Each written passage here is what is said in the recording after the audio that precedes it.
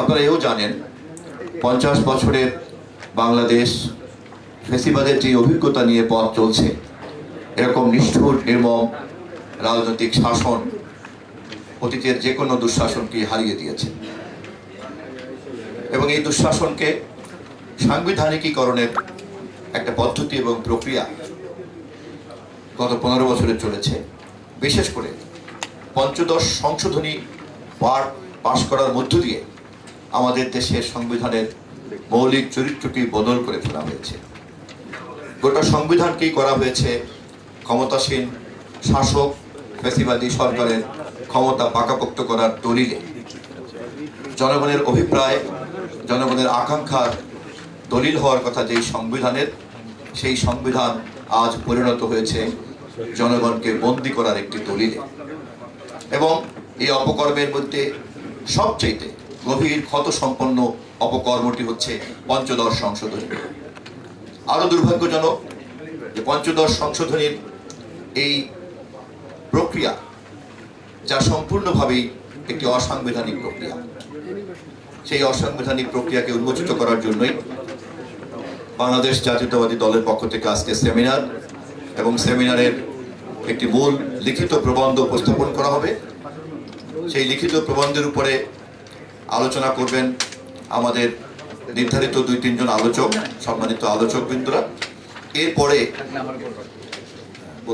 এরপরে সম্মানিত সভাপতি উন্মুক্ত করবেন আলোচনার জন্য এবং আপনাদের সকলেরই বিজ্ঞ মতামত আমরা প্রত্যাশা করব।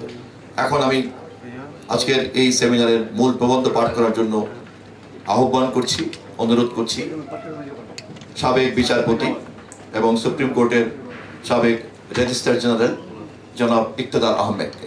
জনাব ইকতেদার আহমেদ পাঠ করছেন আজকের সেমিনারের মূল প্রবন্ধ। বিসমিল্লাহির রহমানির রহিম। Honorable President of today's seminar, BNP Secretary General Mr. Rustam Alamgir, distinguished members of the BNP Standing Committee, Excellencies, dignitaries, distinguished guests, dear media friends, ladies and gentlemen. Assalamu alaikum and good afternoon to you all.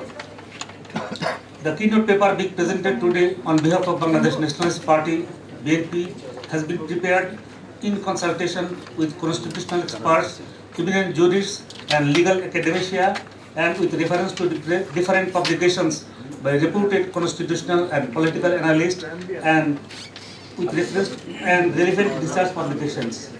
Besides the opinion of the learned amicus curiae appointed by the Supreme Court, relevant recommendations of senior parliamentarians, original recommendation of the Special Parliamentary Committee, opinion of different political parties, political discourse, opinion floated in the print and electronic media, home and abroad, and above all, the will of the people of the Bangladesh manifest across the country has been taken into consideration. The keynote paper is the research output of a regular academic exercise which is put forward for your comments and considered recommendations. We hope the recommendations will further enrich our paper. The paper which has been distributed to you and which is before you, it is elaborate and exhaustive, but I am going to read just salient features of the paper and skip some portion, enabling me to finish the paper within the stipulated time.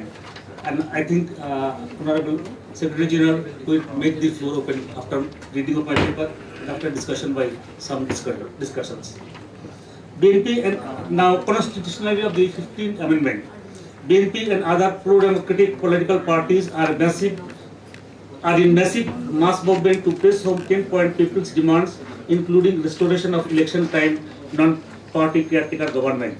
The ruling regime has taken an inflexible stand, outright dismissing the opposition proposition on the plea caretaker government has already been abolished through the 15th Amendment, and its reintroduction is not possible since it is no longer within the Constitution.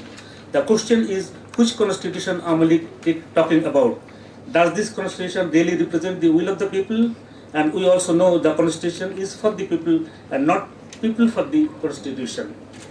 In 1996, the BNP government introduced the non-party caretaker government, enacting 13th Amendment to the Constitution, showing due respect to the people's aspirations.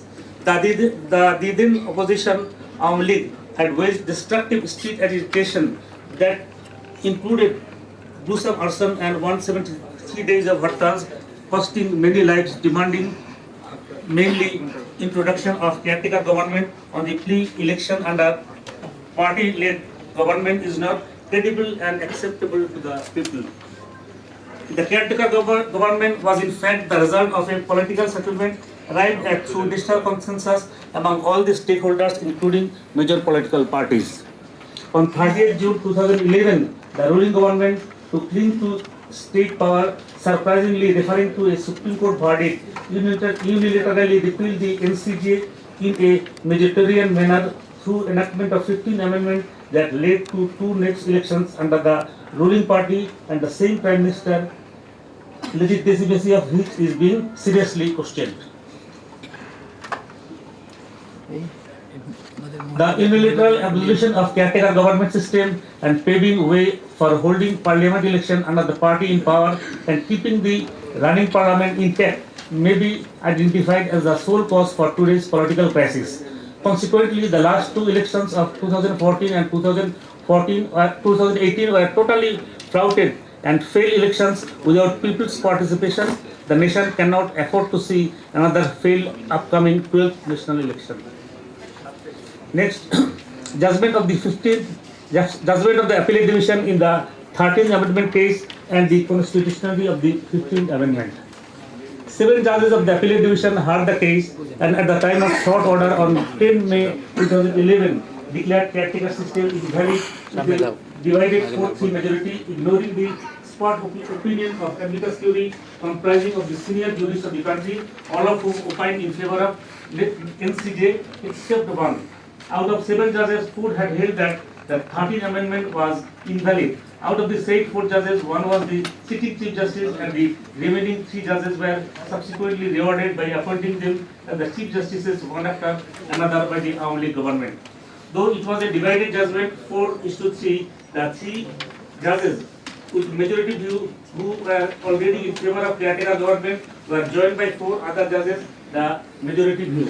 So when short order was declared in the open court, all the 7 judges were unanimous regarding holding of at least 2 elections under the NCJ for greater public interest and for the sake of national and state security.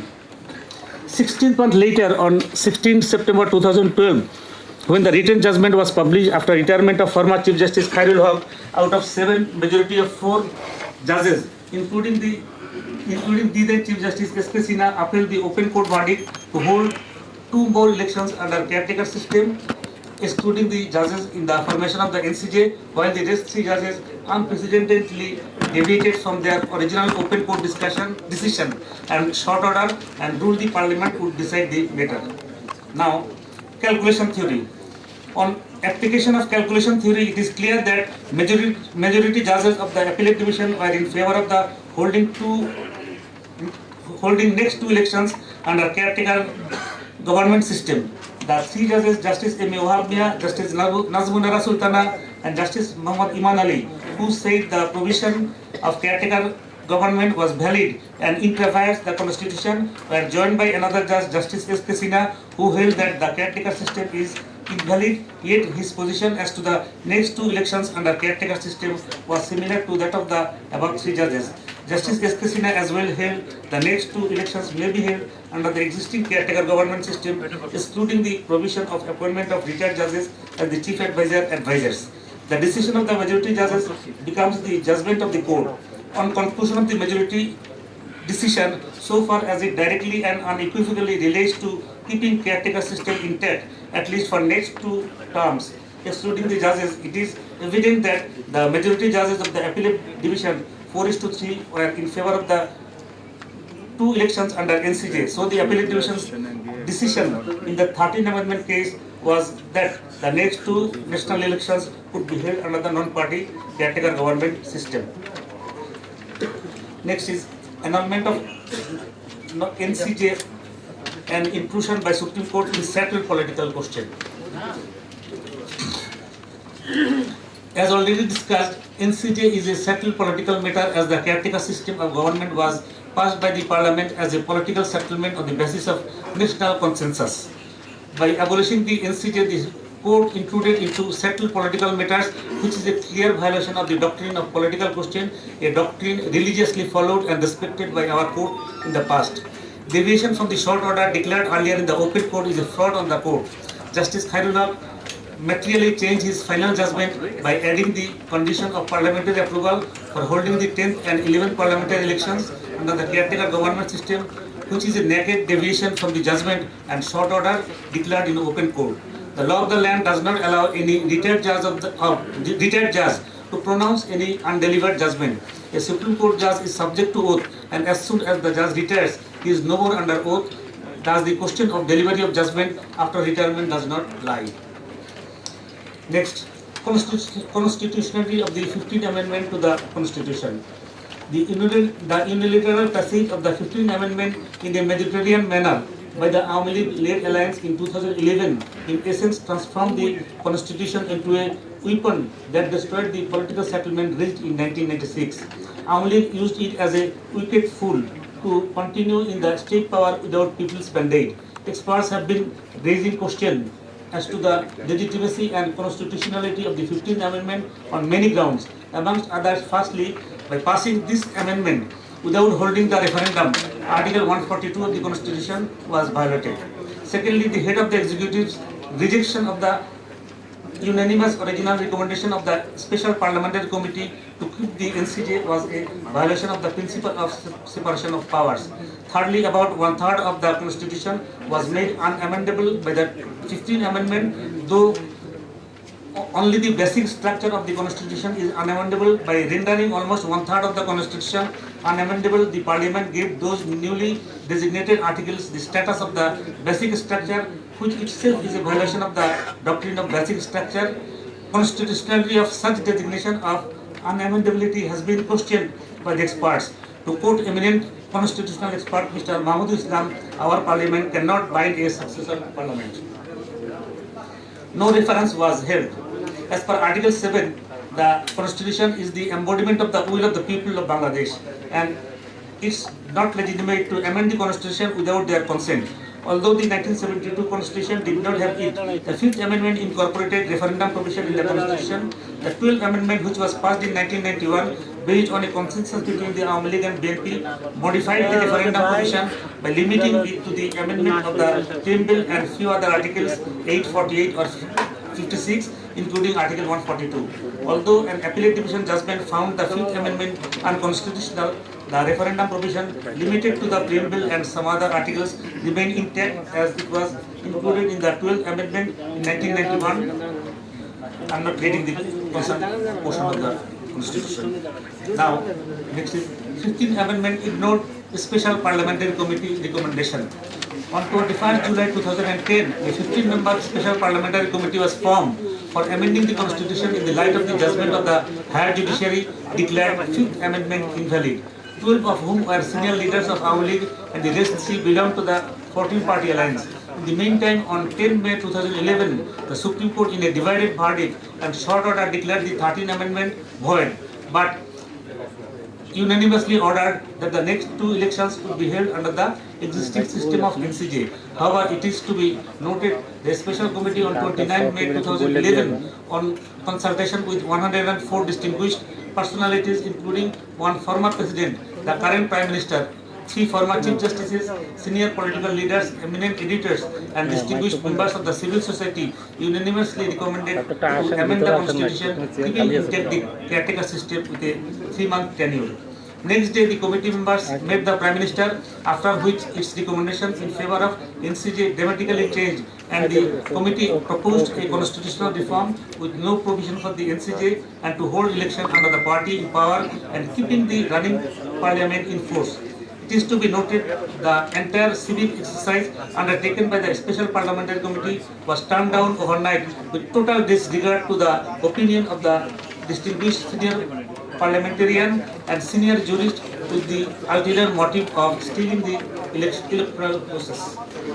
On 30th June 2011, about 16 months before the full verdict of the appellate division was published, the current regime in the running budget session in a Mediterranean manner extract of the NCJ from the Constitution through 15th Amendment of the Constitution, deferring surprisingly to the Appellate Division's verdict and disregarding the Special Parliamentary Committee in original recommendation and the pleas of the amicus curiae to continue the NCJ. Next is 15th Amendment to the Constitution is a fraud on the nation.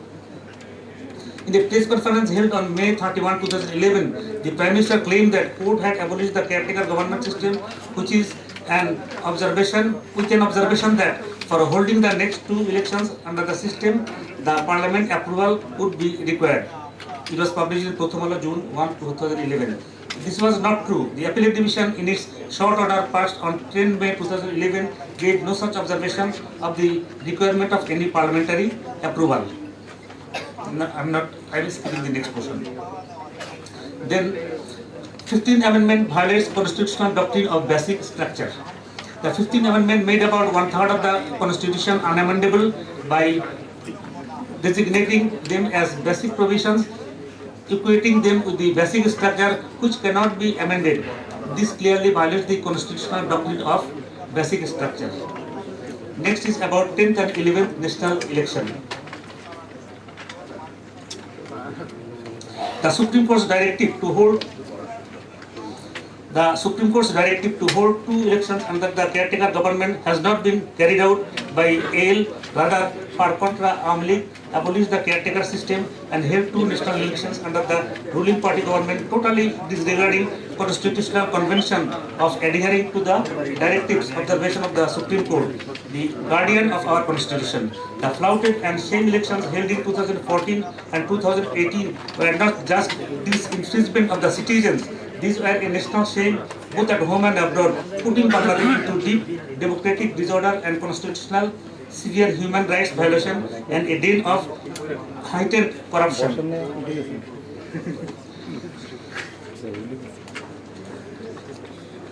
Next,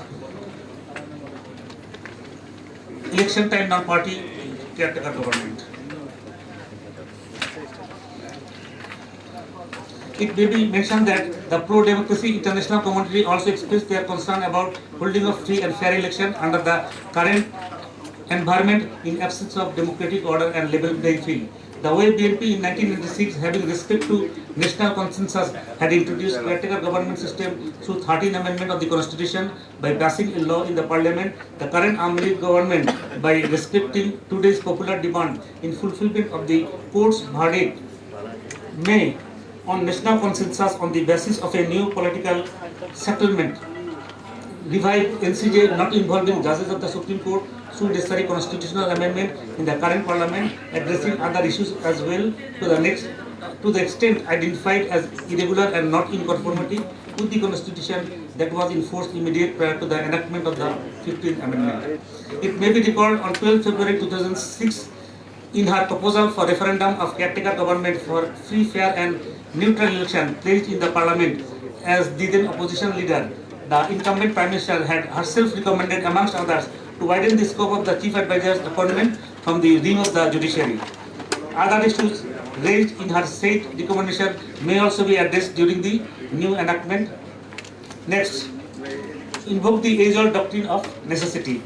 Reference may be drawn as to what could be done on the basis of national consensus to bring back democratic order, electoral integrity and level playing field. The age-old doctrine of necessity may be invoked as had been rightly practiced in 1990 upon appointing the then Chief Justice as the head of the NCJ. The 1991 caretaker system had no constitutional basis, yet it was done based on all party consensus and later ratified by the subsequent Parliament. Under the then constitutional framework, such consensus was not legally enforceable, but it was done, and it had far-reached positive impact on democracy. In the current context of great political impasse, this is high time for invoking doctrine of necessity that says that which otherwise not lawful, necessity makes it lawful, and doctrine that say safety of the people is the supreme law and safety of the state is the supreme law. Free, fair, credible and participatory election is impossible, keeping the incumbent Prime Minister and the ruling regime in state power. The only solution lies in holding election under an election time neutral government, whatever be its title. Now is the time to echo Sir Winston Churchill as the bottom of all tributes paid to democracy is the little man walking into a little booth with a little pencil, making a little cross on a little bit of paper. No amount of rhetoric or voluminous discussions can possibly diminish the overwhelming importance on this part. Thank you all. Thank you all for giving me questions hearing. Now over to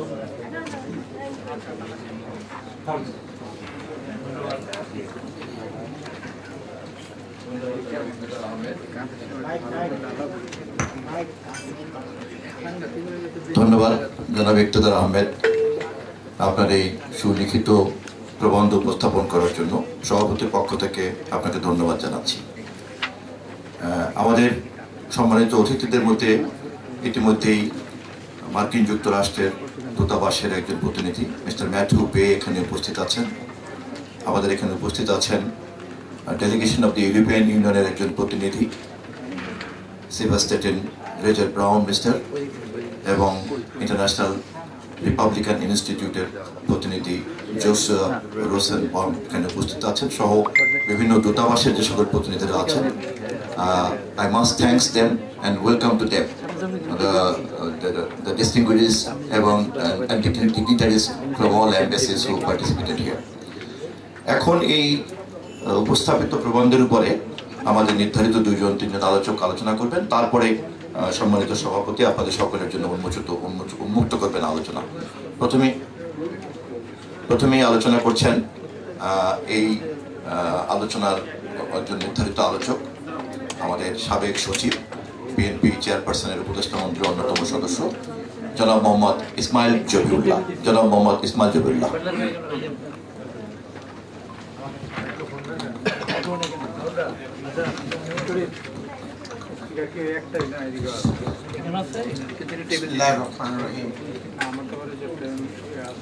Mr. President of today's seminar, Labor Secretary General of Islam Alamgir, respected standing committee members, excellencies, dignitaries, national leaders of different political parties, distinguished members of the civil society, distinguished professionals, learned jurists, academia, distinguished guests, media friends, ladies and gentlemen.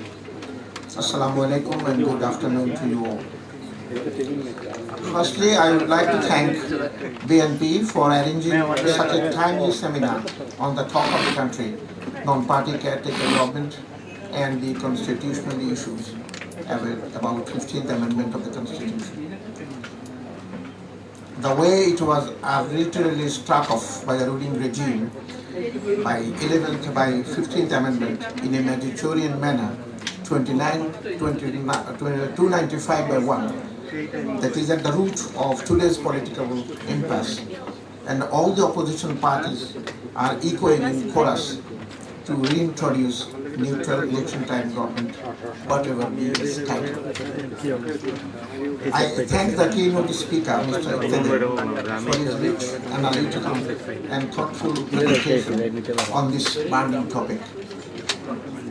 I think it has thrown some new insights into the 13th Amendment case judgment and the political impasse we are going through. To me, it's a new phenomenon. I don't know what about my learned jurists and the audience present. I think this calculation theory has opened a new result for us all, at least for me, because we knew that the Supreme Court verdict was against the caretaker government, and the 15th Amendment was enacted on the plea that the court had ordered the 13th Amendment invalid. So here, the calculation theory that has been referred to by presenter is a new thing for us, because ultimately the majority decision is the decision of the court. Here he has presented very clearly that out of 7 judges, 4 were in favor of holding the next 2 elections under the caretaker government. And the 3, they said no, it will be, they left it to the parliament. So the ultimate result is that the verdict of the Supreme Court was that the next 2 elections, 10th and 11th, were to be held under the caretaker government. But unfortunately, this judgment was openly misinterpreted by the regime, and they actually went for amendment of the constitution, referring unsurprisingly to the verdict of the court. The verdict of the court was not so. So they said it was actually given to the parliament to decide.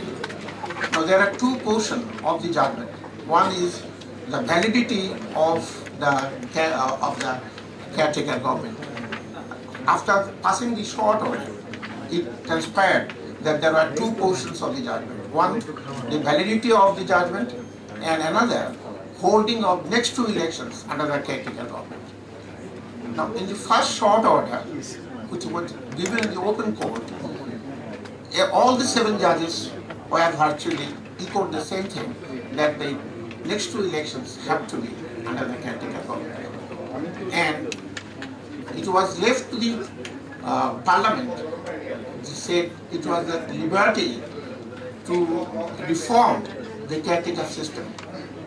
But keeping in mind that the court decided that the judges of the Supreme Court should not be involved. So naturally, it was we would like to request you to underline the word prospectively. I am tempted, the presenter did not, he has actually skipped, so let me read it for you. The first order, given the short order, the first thing. They said, yes, we may underline the word prospectively, because this one-party caretaker government was not declared instantly void, but prospectively after holding next 2 elections. So this is very important portion of the judgment. And where somebody said there is a grey area, to me there is no grey area, it is all crystal clear that it is a prospective order, not instant order. And the order was like this. And there are 2 things were quoted. One, doctrine of necessity. When no other law is there, there is one law, that is the law of necessity. That makes lawful. So necessity is that judges found it very necessary, and they said that the security of the state is the super law, the supreme law. Security of the people is the supreme law. So they banked their judgment on these 2-3 issues. If they do not find any law, the doctrine of necessity is the law, and the security of the state and the security of the nation, security of the people, which according to the court were at stake until 2 next elections are held under the caretaker system. So they have drawn their conclusion accordingly. So they left it to the parliament not to decide whether the next 2 elections will be held under the caretaker or not. They left it to the parliament. They said the parliament is at liberty to go for reforming the constitution on the basis of their findings. Because they said next 2 elections there will be no involvement of the judges. So it has to be reformed by parliament of law. Because if the judges are not there, somebody else will be there. Then who will decide it? The parliament will decide it. So let them do the next action, the follow-up action of the judgment to translate the judgment into action to reality. That is what I say, and I think this is clear. Now the deviation from the short order given on 10th May and the last order that was given 16 months later, there was a deviation from the early order, from the short order. And the presenter has said that deviation from the short order later is actually a fraud on the court, because the court, the order that was given in the open court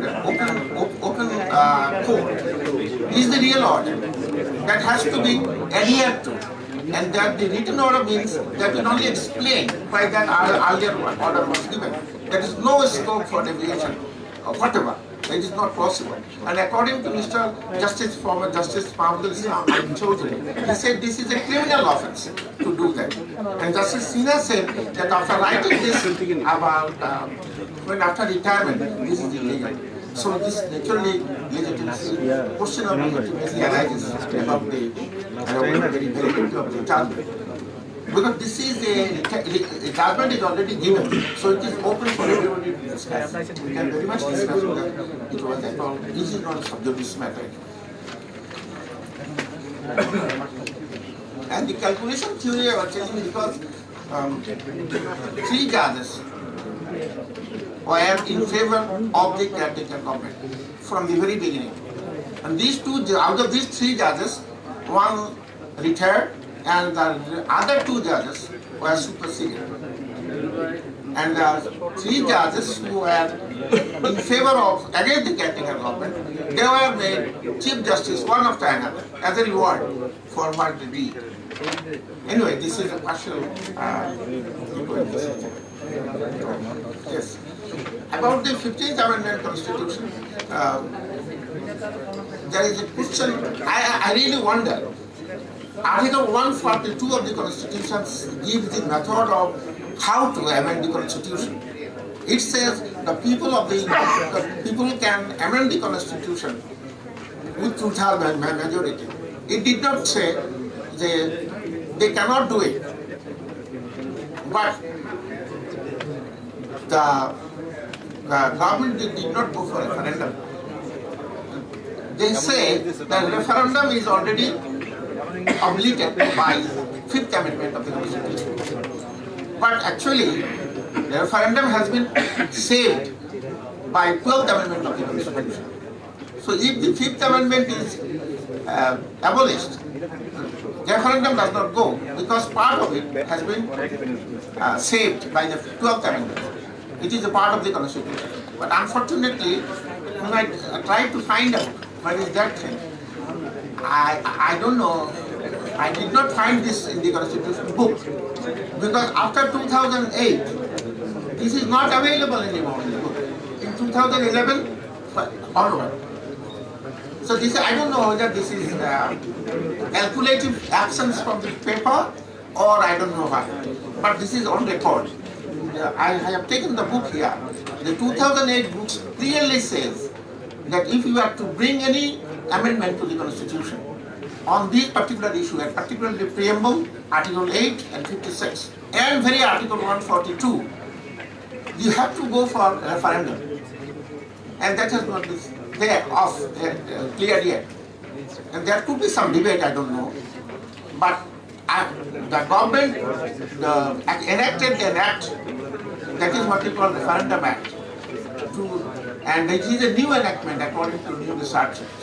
So even if 5th Amendment did away with the referendum clause, 12th Amendment has saved it.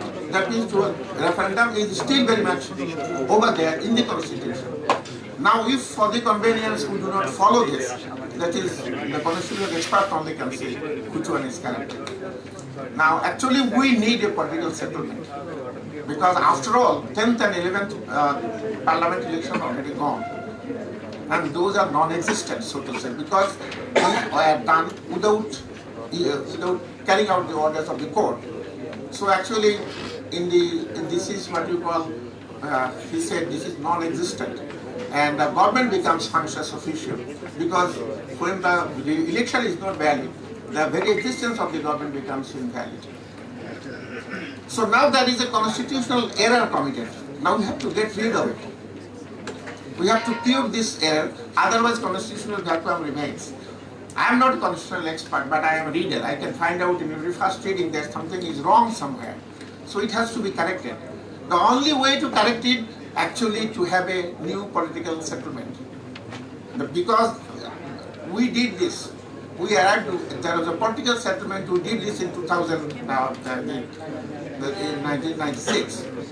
Now, whatever reasons, I think it has to be revived.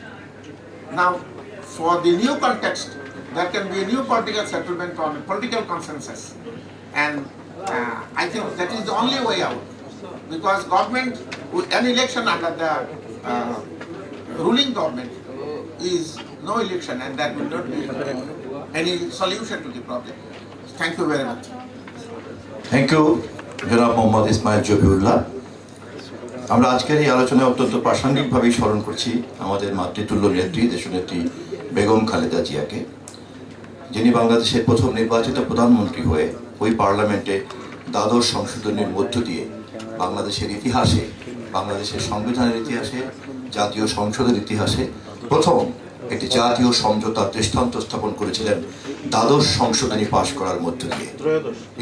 দ্বাদশ সংশোধনী পাশ করার মধ্য দিয়ে, তার আগেও হয়নি, তারপরেও হয়নি, আজ পর্যন্ত হয়নি। দুই, একই সঙ্গে আমরা জানি 1996-তে যখন আমাদের দেশে কার অধীনে নির্বাচন হবে এই সংক্রান্ত তর্ক বিতর্কের একটি পর্যায়ে বেগম খালেদা জিয়ার নেতৃত্বে সেই দিন সংবিধানে ত্রয়োদশ সংশোধনের মধ্য দিয়ে তত্ত্বাবধায়ক সরকার ব্যবস্থাকে আমরা সেদিন সংবিধানে অন্তর্ভুক্ত করেছিলাম এবং সেদিন থেকেই একটি সাংবিধানিক ব্যবস্থা হিসেবে এটা গৃহীত হয়েছিল। এই দুইটি মহান কাজই আমরা করতে পেরেছিলাম আমাদের নেত্রী, দেশনেত্রী বেগম খালেদা জিয়ার নেতৃত্বে।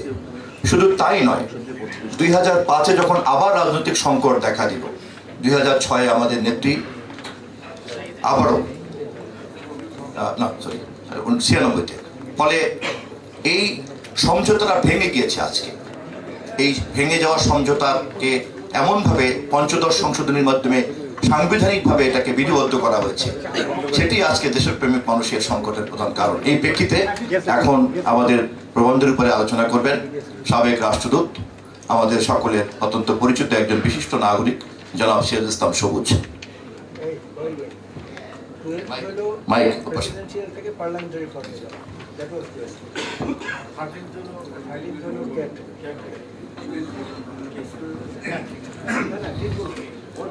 আমাদের বেশ কিছু শ্রোতা আছেন যারা ইংরেজিতে শুনতে আগ্রহী, যারা আলোচনা করবেন তাদেরকে বিবেচনা রাখার জন্য অনুরোধ করছি। আসসালামু আলাইকুম। শুনে যাচ্ছে?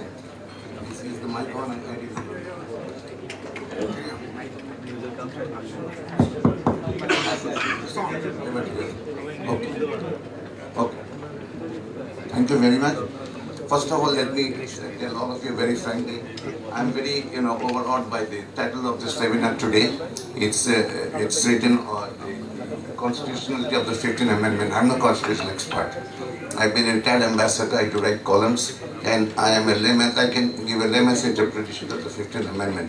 But I must first of all, congratulate the writer, the presenter of this paper today. It is a brilliantly written paper. We have taken care of all the legal issues in a manner. In my casual reading of the paper, and as you presented, I can tell you very frankly and very clearly, with my common sense, that with this paper, if you present this as a brief in a court of law in the country, there's no fair law court of law in the country. Supposedly there was, or in international court, if you went to this paper and presented it, I'm sure it will be the easiest case for you to earn, because this regime in the last 15 years had made it clearly, plainly, simply evident, blatantly evident, that the 15th Amendment is nothing but what they tried in 1975 with the 5th Amendment, which is also known popularly as the Bakshal Amendment. Fourth Amendment, sorry, the 4th Amendment or the Bakshal Amendment. This has been their vision. Just 2-3 years after the War of Liberation, which was fought by all the people of Bangladesh, bearing a few whom we love to call Razakas and Al-Badrs, bearing this hand, you can count them for fingertips, the entire 700 million people of the country are united on cause of democracy, human rights and political rights. And just 3 years after that, the constitution, which gave us the right to a parliamentary democracy, was turned on its head and replaced by a presidential form of government, which was nothing but the Bakshal vision of the Awami League, or a blatantly dictatorial system of government. And within 3 years, it was written, but because of the unfortunate turn of events in 1975, the Amelie could not really, sort of make it a reality. Then in 1996, thanks to the BNP, thanks again to the BNP, because it is the BNP that after winning the 1996 February election, the February election of 1996, the BNP, because of its democratic credentials, took note of the aspirations amongst the people of Bangladesh, because by then the Awami League with the two other political parties, namely the Jamaat and the Jatiyo Party, had taken country on its head, and there were 173 days of hartal when there was all forms of violence you can think about, of which the Awami League now openly blames the other political parties. It committed those blatant acts of disregarding all sorts of humanity and human rights. So much so, we have forgotten, we always tend to forget our history. We brought, because of the intervention of the then Commonwealth Secretary General, the retired Governor General of Australia, Sir Ninian Stevens, came to Bangladesh, spent 2 weeks trying to negotiate, I don't know, 2 weeks or 2 months, I forget exactly, but 1 month or 2 months, he tried to negotiate with the BNP and the Awami League, but could not reach a settlement. But the BNP has done a lot of good things in the past, but unfortunately, because it does not have that sort of exposure in the media, these things are not reported as such. In 1996, the BNP could have done what the Awami League did in 2014, in January 2014. They held an election in which, this is funny, this is, যে আমরা মানে স্বাধীন সার্বভৌম দেশ, আমাদের লজ্জা থাকলে তো we should be hanging our head in shame. In 1994, forget 2014, forget everything. In a parliament of 306, the logic says, in 306, the moment you cross 151, election becomes redundant. আরো মজার কথা হলো 306 যেটা 151 পার হয়ে গেছে, it was not because of the system of election, it is all available on the internet. You can go open the election commission website, you will see that the fact that in 2014, a month ahead, it was known to the chief election commissioner, the election commission and the government and the people of Bangladesh, যে Bangladesh election কোনো দরকার নেই, 151 জন uncontested হয়ে গেছে। But such a funny country, এত বড় বড় কথা আমরা বলি, এই বলি সেই বলি, 151 জন হয়ে গেছে উইদাউট ইলেকশন, পরে তো 154টা হয়েছে, whatever, 151টা হয়ে গেলে, if you are a civilized, sensible person, you should be hanging your head in shame. আমি তো I've been telling, আমার granddaughter is not 12 years, বড়টা তো বড় হয়ে গেছে, পাস করে গেছে, ছোটটা is not 12 years. Even if I discuss this with her, she will shame me. But Nana, what are you talking about? Out of 306, across 151, you still had an election. Eta was known to the chief election commissioner, Totkalan chief election commissioner, when history will be allowed to be written objectively, he will have to answer in the court of history. 151টা পার হয়ে গেছে 1 মাস আগে জানতেন উনি, তাই না? কি আমি জানি ইলেকশন লস টাইমে আমার যতটুকু মনে হয় লাস্ট ডল উইথড্রল কবে হয়, for an election I think it's a month before the election. So it was known to him a month before the election that in 151, it's 153, 6-second election হবে না। So in democracy, if you know the basic principles of democracy, Awami League যে বলে BNP আসেনি আমরা কি করবো, democracy এত সোজা হতো তাহলে তো ডেমোক্রেসি বলে কোনো সিস্টেম অফ গভর্নেন্স থাকতো না। Democracy, the responsibility when the opposition, which was at that time a major political party, had been in power 2001 to 2005, তাদের একটা অবজেকশন ছিল, অবজেকশনটা কিন্তু আপনার মারবাড়ি আবদার ছিল না, অবজেকশন থেকে 2014 because they saw what, I'll come to that, 2014 যে ইলেকশনটা আওয়ামী লীগ করতে চেয়েছিল, সেই ইলেকশনটা যে কি, এটা I don't need to be a constitutional expert, you don't need to be a constitutional expert, you know, in 1996 BNP আপনারা খুব খোশ মেজাজে আপনার যখন আওয়ামী লীগ হাতে দেশটা দিয়ে দিলেন, assuming that they will respect, they waited, they saw, দেখেছে যে yes they won the election marginally, BNP কিন্তু ওই ইলেকশনটা মার্জিনালি হেরেছে, হারাতে what the Awamin League saw, it is not going to realize the vision of Bakshal because election, constitution amendment got like a total majority. So ওই term 1996 to 2001, they remained quietly. চুপচাপ বসেছিল। বসে আরেকটা আপনারা 2001 to 2006 BNP এসে BNP made a lot of mistakes and then brought India into the picture fair and square যে কাজগুলো BNP তখন করেছে I don't want to go into those as a result হয়েছে কি আপনি প্রণব মুখার্জির বইটা পড়েন আপনি যেটা ওই 2017 এ লিখেছে 2007 এ যখন জেনারেল মঈনুদ্দিন সাহেব যখন দিল্লিতে গেলেন when he told Mr. Pranab Mukherjee, look, I'm very afraid. If BNP গুলো তো দুষ্ট লোক এরা আসলে আমার তো they will kill me or they will do something bad to me. Told Pranab Mukherjee said, don't you worry. We'll take care of you. Sorry. এটা পানিটা খেয়ে নি Pranab Mukherjee বলে দিয়েছে 2017 he exposed it. You see 2008 election এটা নিয়ে কথা বলে না 2008 election 2014 2018 blatantly মানে controversial এটা আপনি বাচ্চা ক্লাস 2 থেকে ছেলেকে দিলেও বলবে 2 থেকে বাচ্চা ছেলেও বলবে যে এটা কোনো ইলেকশন মানে এটা controversial 2008 was another form of controversial election এটা প্রণব মুখার্জির বই পড়লে বোঝা যায় সেখানে ডেটা ম্যানিপুলেশন হয়েছে এটা আমি এটা সম্পর্কে তথ্য নেই বলে আমি বলতে চাচ্ছি না নাও কামিং 2011 Awamin League দেখলো এখন তো we have got what we wanted what we missed in 1975 বাক্সাটা করেছিলাম কার্যকর করতে পারিনি এবার তো পেয়ে গেছি we got BNP where we wanted we got the country where we wanted সভাপতির পক্ষ থেকে একটু বিনীতভাবে সময়টা স্মরণ করে দিচ্ছি জি জি থ্যাংক ইউ আমি তাড়াতাড়ি শেষ করছি তখন তারা বাক্সার অ্যামেন্ডমেন্টটা করলো বাক্সার অ্যামেন্ডমেন্টটা মানে আমি ফিফথ অ্যামেন্ডমেন্টকে বাক্সার অ্যামেন্ডমেন্ট বলছি এটা I'll make a reference to after Greek mythology. Greek mythology there was a god called Achilles.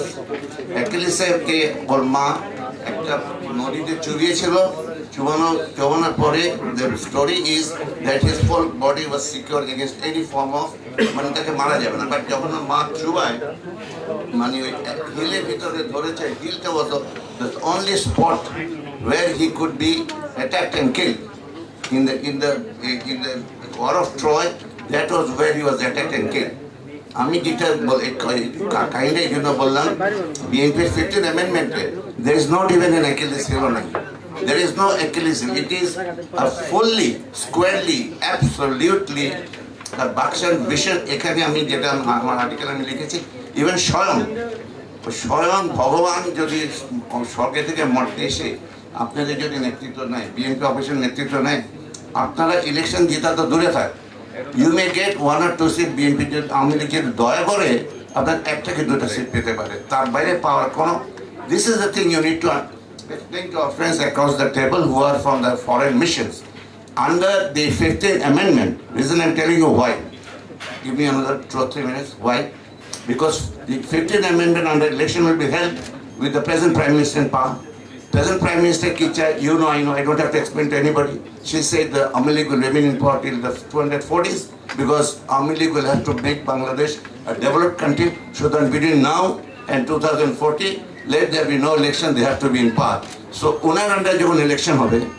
Owner cabinet যখন ইলেকশনটা করবে ওনার চিফ ইলেকশন কমিশনার যখন করবে যিনি দুদিন আগে they were trying to fool the people again বরিশালের ইলেকশন করতে যে এমনই তাদের বিপদ Markle was the opposition candidate or ওকে তক্তা করে দিল when the journalists when they go to the chief election commission বলে ইনআলিল্লাহ মানে উনি কি মারা গেছেন কিনা this question is সুতরাং উনি যে কি ইলেকশন করবেন এটা আপনি জানেন নাও another 2 minutes other thing is এই প্রাইম মিনিস্টার এই ক্যাবিনেট এই bureaucracy today is a shame because I'm a retired bureaucrat I know what bureaucracy is I know the bureaucracy law গুলো আমি জানি এই bureaucracy is more politicized than the party itself. A law enforcement agency is more politicized than the Awamin League itself. Election Commission is more politicized than the Awamin League itself.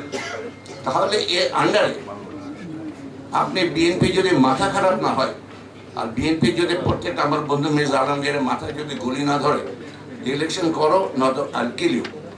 Why would anybody go to the election? This is the thing you should explain to our foreign friends. This is what under which the Awamin League wanted to hold the election in 2014.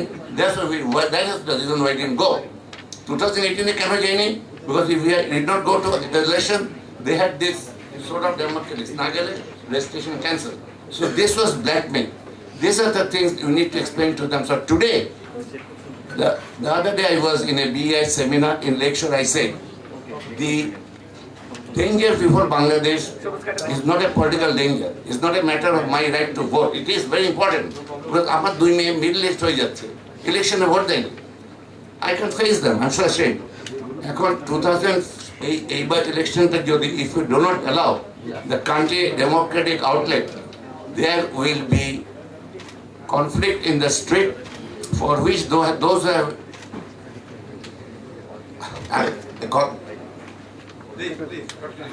okay.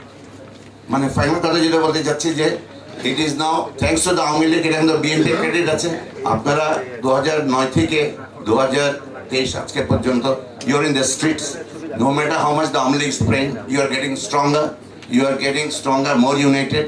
সুতরাং আপনারা you are on the right course.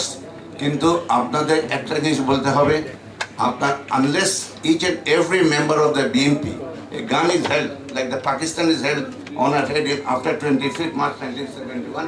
Unless that is done, there cannot be an election. There has to be a democratic outlet for Bangladesh to come out of this existential fear, or else what will happen to the country, I don't have a crystal ball. And this is the responsibility of anybody who has a role in the welfare of Bangladesh, be it the foreign community, be it with the Bangladeshis. এটা আমাদের একেবারে, if we love Bangladesh, we must give our country a democratic outlet. 3টা election আমরা ভোট দিইনি, 4th ইলেকশনটাতে যাতে আমরা ভোট দিতে পারি। Thank you. ধন্যবাদ জনাব সিরাজ ইসলাম সবুজ। এবারে আমি আলোচনা করার জন্য আহ্বান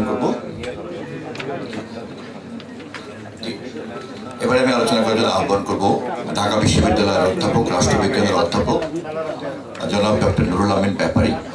তার আগে আমি সম্মানিত আলোচক যারা কথা বলবেন তাদের সকলকে একটু বিনীতভাবে স্মরণ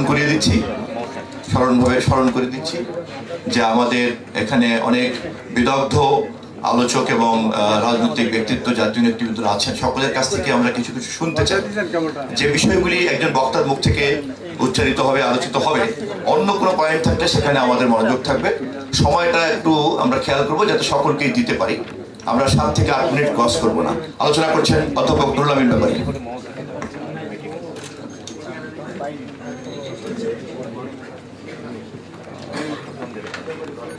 বিসমিল্লাহির রহমানির রহিম। আলোচনা সভার সম্মানিত সভাপতি, বিদগ্ধ প্রবন্ধকার এবং আমার পূর্বে যে দুজন বিদগ্ধ আলোচক ছিলেন তাদের ধন্যবাদ জানিয়ে আপনাদের সকলকে সালাম জানিয়ে আমার বক্তব্য শুরু করছি। আসলে প্রবন্ধটি অত্যন্ত চমৎকার হয়েছে। এই প্রবন্ধের উপরে আলোচনা করার মতো ক্ষমতা আমার নাই, এই জন্য একটি শাসনতন্ত্র বিষয়, কনস্টিটিউশনালিটির উপরে এটি আমার বিষয় না। তবে সবুজ ভাই যেহেতু এখানে আছেন, তিনি সুন্দরভাবে বলছেন।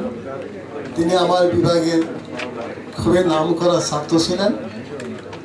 তার ধারাবাহিকতা ধরে আমি একটু আলোচনা করতেছি। এই ইনস্টিটিউশনগুলো হঠাৎ করে একদিনে গড়ে ওঠে না। গণতান্ত্রিক ইনস্টিটিউশনগুলো সময় দিতে হয়। Institution is like a tree, the more it will live, the more it will be strong. অর্থাৎ যতদিন সময় পাবে ইনস্টিটিউশন তত শক্তিশালী। হিউম্যান বিইংয়ের ক্ষেত্রে যেমন অ্যান্টিবায়োটিক প্রয়োগ করে অসুখ সারানো যায়, ইনস্টিটিউশনের ক্ষেত্রে কিন্তু এমন কোনো অ্যান্টিবায়োটিক প্রয়োগ করা যায় না। আর এই যে 15 অ্যামেন্ডমেন্টটি যেটি রহিত করা হলো, অনেক কারণ অবশ্য প্রদর্শন করা হয়, কিন্তু আমার মনে হয় একটি যে পদ্ধতি, এই পদ্ধতিকে গণতান্ত্রিক পদ্ধতি হিসাবে যদি আমরা সময় দেই, তাহলে তার মধ্য দিয়ে এটি ফাংশন করতে পারে। ব্যক্তি জীবনে যেমন 10 বছর 20 বছর অনেক সময়, একটি জাতির জীবনে 10 বছর 20 বছর কোনো সময় না। অর্থাৎ গণতান্ত্রিক প্রক্রিয়ায় ইনস্টিটিউশনগুলো সব সময় গড়ে উঠে, সৃষ্টি করা যায় না, এখানে পার্থক্য। যেমন করে আমরা যদি গ্রেট ব্রিটেনের দিকে লক্ষ্য করি, সেখানেও দেখব একটি পদ্ধতিকে কেন্দ্র করেই গণতন্ত্র প্রতিষ্ঠিত হয়েছিল, সেটি হচ্ছে পুঁজিবাদী পদ্ধতি। আমার দেশে কিন্তু কেন এই ইনস্টিটিউশনগুলি গড়ে ওঠেনি, এই প্রসঙ্গে আলোচনা করতে গেলে আমি খুব সংক্ষেপে একজন সমাজ বিজ্ঞানী ভারতবর্ষ সম্পর্কে তার কিছু মন্তব্য এখানে আমি উল্লেখ করতে চাই। সমাজ বিজ্ঞানীর নাম হচ্ছে কার্ল মার্কস। তিনি কখনো ভারতবর্ষে আসেননি। ভারতবর্ষ সম্পর্কে তিনি যতটুকু জেনেছেন জে.এস. মিল, জন স্টুয়ার্ট মিলের লেখার মধ্য দিয়ে এবং ফ্রান্সিসকো বার্নিয়ারের ট্রাভেলস ইন মোগল ইন্ডিয়া, এটির মধ্য দিয়ে তিনি ভারতবর্ষ সম্পর্কে জেনেছেন।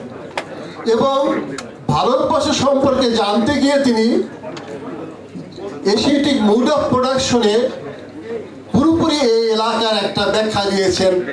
সেই ব্যাখ্যাটি প্রকৃতপক্ষে ক্ষমতা কার হাতে থাকে। এখানে ক্ষমতাটি প্রকৃতপক্ষে centralisation of power, decentralisation of power এখানে নেই। যেমন করে আমার বর্তমান প্রধানমন্ত্রী যখন বলে আমি পাওয়ার চাই, আমি অ্যাবসলিউট পাওয়ার চাই, এটা তো ওই ধারাবাহিকতায় এখানে এসেছে। ফলশ্রুতিতে আমরা দেখব এই পদ্ধতিকে যদি আমাদের রক্ষা করতে হয়, আমি কিন্তু কারণগুলো বলতেছি কি জন্য, শুধু যেগুলি ঘটনা প্রবাহ যদি ঘটেছে এটা আমি বর্ণনা করতেছি না। সেই ক্ষেত্রে আমাদের দেখতে হবে যে এই পদ্ধতিটাকে কিভাবে টেকসই করা যায়। কারণ একটি মুরগির ডিম যদি আমরা নির্দিষ্ট পরিমাণে তাপ দেই তাহলে ফুটফুটে বাচ্চা দিবে, কিন্তু একটি কাঠখণ্ডকে যতই তাপ দেই না কেন সে কখনো বাচ্চা দিবে না। অর্থাৎ বস্তু তার গুণগত পরিবর্তনের উপরে ভিত্তি করে, গুণের উপর ভিত্তি করে পরিবর্তন সাধিত হয়। আমার রাষ্ট্রটি প্রকৃতপক্ষে এই গুণের উপর ভিত্তি করে তার পরিবর্তনটা সাধিত হবে। সেই ক্ষেত্রে আমার মনে হচ্ছে যে এই কনস্টিটিউশনকে ডেভেলপ করতে হলে তার যে গুণটি, সেই গুণটি হচ্ছে যে ইকোনমিক যে শক্তি, এই উপরে ভিত্তি করে আমার দৃষ্টিপাত করতে হবে।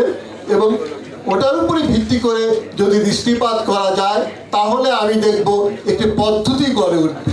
যে কথা সবুজ ভাই সুন্দরভাবে বললেন, আওয়ামী লীগ কিন্তু ক্ষমতায় এসেছিল গণতন্ত্রের কথা বলে। 71 সালে যে যুদ্ধ হয়েছিল গণতন্ত্রকে সামনে রেখে হয়েছিল, গণতান্ত্রিক অধিকার আদায়ের জন্য। কিন্তু আমরা কি দেখলাম, 3 বছরের মাথায় শেখ মুজিবুর রহমান সাহেব বাকশাল পদ্ধতিতে চলে গেলেন। বাকশাল কিন্তু কোনো একটি গণতান্ত্রিক পদ্ধতি হতে পারে না। তাহলে কিসের জন্য গেলেন? ওই যে কথাটি আমি আগেই বলেছি, তার যেই গুণ, তার পার্টির যে গুণ, ওই পার্টির মধ্যে গণতান্ত্রিক গণতান্ত্রিক যে ধারাটা এটি ছিল না। ফলশ্রুতিতে পলিটিক্যাল কালচারটি গড়ে ওঠেনি। পলিটিক্যাল কালচার করার অভাবে আমরা দেখব তিনি বাকশালে চলে গেলেন ক্ষমতাকে একটি কেন্দ্রে আনার জন্য। এবং পরবর্তী পর্যায়ে আমরা দেখব তারই কন্যা যেভাবে গত 2টো নির্বাচন করলেন, এই নির্বাচনটি ছিল প্রকৃতপক্ষে ওই বাকশালেরই ধারাবাহিকতা। তার আমরা দেখতে পাই যে এই যে প্রবন্ধটি আজকে আলোচনা করা হলো, এই প্রবন্ধ অত্যন্ত সময়োপযোগী।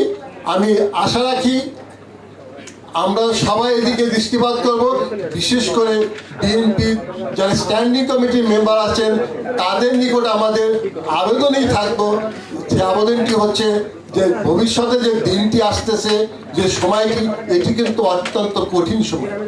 রাজনীতি যেমন দেশের ভিতরে নির্ভরশীল হয়, সাথে সাথে কিন্তু বাহির থেকেও ইম্পোজ কিছু হচ্ছে, এবং সেই দিকে দৃষ্টি রেখে যদি বক্তাকে সহযোগিতা করা যায় অনুরোধ এই জন্য তাদের প্রতি আমাদের আবেদন থাকবে এবং আমি আশা রাখি ভবিষ্যৎ দিনগুলো আরো ভালো হবে। আপনাদের অনেক অনেক ধন্যবাদ। ধন্যবাদ জনাব অধ্যাপক নুরুল আমিন ব্যাপারী। এরপরে যারা আলোচনা করবেন তাদেরকে বিনয়ের সঙ্গে স্মরণ করে দিচ্ছি সময়ের বিষয়টি। আর গণমাধ্যমে যারা দায়িত্ব পালন করছেন, যারা এখানে আমরা আছি, তারা সবাই সহযোগিতা করব। গণমাধ্যম এর দায়িত্ব পালনরত যারা, আপনারা কাজ করতে গিয়েও খেয়াল রাখবেন যাতে বক্তার আলোচনার মনোযোগ নষ্ট না হয়। এখন আলোচনা করছেন বাংলাদেশ জাতীয়তাবাদী দলের ভাইস চেয়ারম্যান, আমাদের আইনজীবী ফোরামের নেতা, বাংলাদেশের গণতান্ত্রিক রাজনৈতিক দলের সম্মিলিতভাবে আইনজীবীদের যে সংগঠন, তার প্রধান ব্যক্তিত্ব, বাংলাদেশের সুপ্রিম কোর্ট বার অ্যাসোসিয়েশনের সাবেক সভাপতি জনাব অ্যাডভোকেট জয়নাল আবেদিন। উল্লেখ্য, তিনি এই বিষয়ের উপরে ইতিমধ্যেই একটি বই রচনা সম্পন্ন করেছেন, যা অনতিবিলম্বে বাজারে আসবে এবং আমরা এই বিষয়ে আরো অনেক বেশি আলোকিত হতে পারবো। কথা বলছেন অ্যাডভোকেট জয়নাল আবেদিন। বিসমিল্লাহির রহমানির রহিম। আমি শারীরিকভাবে আসলে অসুস্থ।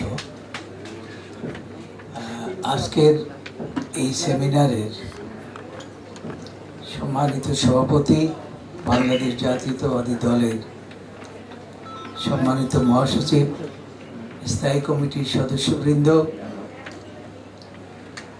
কিনোট প্রেসেন্টার, আমাদের সুপ্রিম কোর্টের রেজিস্ট্রার, সাবেক রেজিস্ট্রার ইফতেখার সাহেব এবং রাজনৈতিক নেতৃবৃন্দ এবং আলোচকবৃন্দ, আসসালামু আলাইকুম।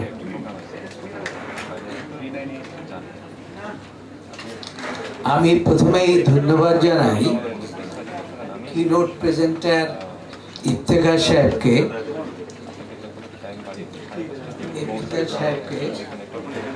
আমি একটি কথা শুধু বলতে চাই, সেটা হচ্ছে যে বিষয়টির উপরে তিনি এই কি নোটটি প্লেস করেছেন, এই কি নোটটা আমি দেখেছি এবং পড়েছি।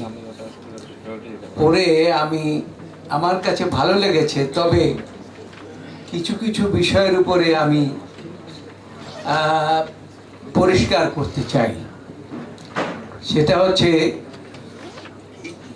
যে আমরা সকলেই, আমি কিন্তু আজকে এখানে যে আলোচনাটা করছি সেটা বাংলাদেশের সর্বোচ্চ আদালতের একজন সিনিয়র আইনজীবী হিসেবে এবং পলিটিক্যাল ওয়ার্কার হিসেবে আমি বক্তব্য রাখবো না। এই জাজমেন্টের একটা পার্টের কথা বলেছে আমাদের ইফতেখার সাহেব। উনি যে ফার্স্ট যে জাজমেন্টটা, সেখানে 11 এবং 10 পার্লামেন্টটা কেয়ারটেকারের মাধ্যমে হতে পারে, এই কথাটি ছিল। এখন এই জাজমেন্টটা কিন্তু মূল জাজমেন্ট। আমাদের এই 15th এই যে কনস্টিটিউশনাল 13 অ্যামেন্ডমেন্ট জাজমেন্ট, যেটা এটার দুইটা পার্ট আছে। একটি পার্ট হচ্ছে whether we will accept it as a judgment of the highest court of the country, whether the constitution amendment made by the parliament as per this judgment or not. If we accept the judgment, in that case it is violations of the highest court of the country. আমি এই কথাটি কেন বলছি, এটা হচ্ছে প্রথম আমাদের supreme কোর্টের একটা বিধান আছে, রুলস আছে। সেই রুলসে পরিষ্কার বলা আছে যে কোনো মামলা হিয়ারিং এর পরে, যখন কনক্লুড হয়ে যাবে hearing, then the Chief Justice pronounce the judgment in open court. In open court, the judgment which he declared that is the judgment. এই জাজমেন্টটাকে আর পরিবর্তন করা যাবে না। এইটা সুপ্রিম কোর্ট রুলসের 10(2) পরিষ্কার বলা আছে। এটাকে যদি পরিবর্তন করতে হয় তাহলে পরে একমাত্র পথ আছে, either somebody will have to file an application for review, or the court again, full court will sit. But here in this particular matter, আমরা যারা এই বিচার বিভাগের মধ্যে আছি আমরা দেখেছি যে এই জাজমেন্টের পরে 16 মাস পর্যন্ত মূল জাজমেন্টের জন্য আমরা অপেক্ষা করছিলাম। Peoples of this country and as well as the lawyer of the country waiting for the final judgment. This judgment will come into force. But what we have seen? We have seen that 17th of May 11, Khairul Haq went to retire. এখন এই যে রিটায়ারমেন্টের পরে এই জাজমেন্টটা উনি স্বাক্ষর করলেন ভিন্নভাবে। এই ভিন্নভাবে সেটা আমাদের কিনোট প্রেজেন্টার বলেছেন যে সেখানে এই পার্টটাকে বাদ দিয়ে নিয়েছে। এই বাদ দেওয়ার এখতিয়ারটা নাই। এই জন্য আমাদের হাইয়েস্ট কোর্ট এবং খুব প্রমিনেন্ট জাজ, আপনারা নাম শুনে থাকবেন যে Lord Cornelius, he was the chief justice and it was a reported case. The then chief justice very clearly said a judge after his retirement he cannot write and sign the judgment. If it is fact, then in that case this cannot be a judgment in the eye of law. Only we can say the judgment passed earlier, that is the first judgment, where they have mentioned that the 10th and 11th election will be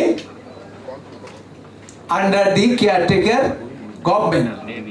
Now I want to say, if we accept it, in that case the Awami League all the time said that the judgment passed by the highest court, that is why we have amended the constitution. This is not correct. This is not correct, because the judgment passed by the judges, 7 judges in the open court, that is the judgment. But subsequent judgment is not the judgment in the eye of law. এই সম্বন্ধে আমাদের আরো অনেক decision বাংলাদেশে আছে, সবগুলো violet করে খায়রুল হক সাহেব এই কাজটি করলেন। এবং এখানে আমার মনে হয় আমাদের কিনোট প্রেজেন্টার অনেকগুলো বিষয় দিয়েছে, আপনারা হয়তো ইতিমধ্যে দেখেছেন। তো এখন আমি যে কথাটি বলতে চাচ্ছি সেটা হচ্ছে এই যে amendment of the constitution, this is crystal clear that the 13th amendment judgment and reinstatement of the 15th the amendment of the constitution as 15th amendment are correlated, runs parallel, and wishes of the Prime Minister Sheikh Hasina, and it can be said that this 13th amendment judgment is nothing but a brainchild of the Prime Minister Sheikh Hasina to come back in power again for fulfilling the vision 2041. So এখন আমাদেরকে দুটা জিনিস লক্ষ্য করতে হবে। আমরা এই জাজমেন্টটাকে subsequent যে জাজমেন্ট এবং সাইন আফটার হিজ রিটায়ারমেন্ট, এটাকে আমরা অ্যাকসেপ্ট করতে পারি না।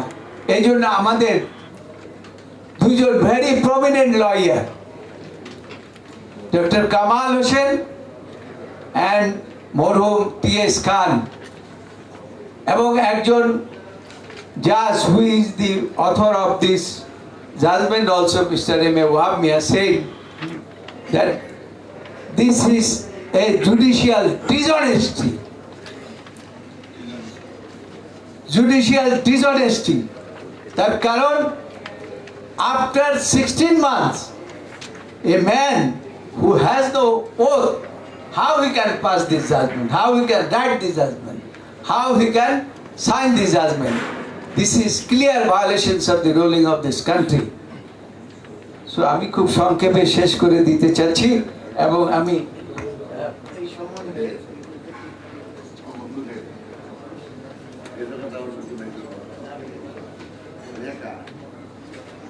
এই সম্বন্ধে আমি যখন when I was the president of the Supreme Court of Bangladesh,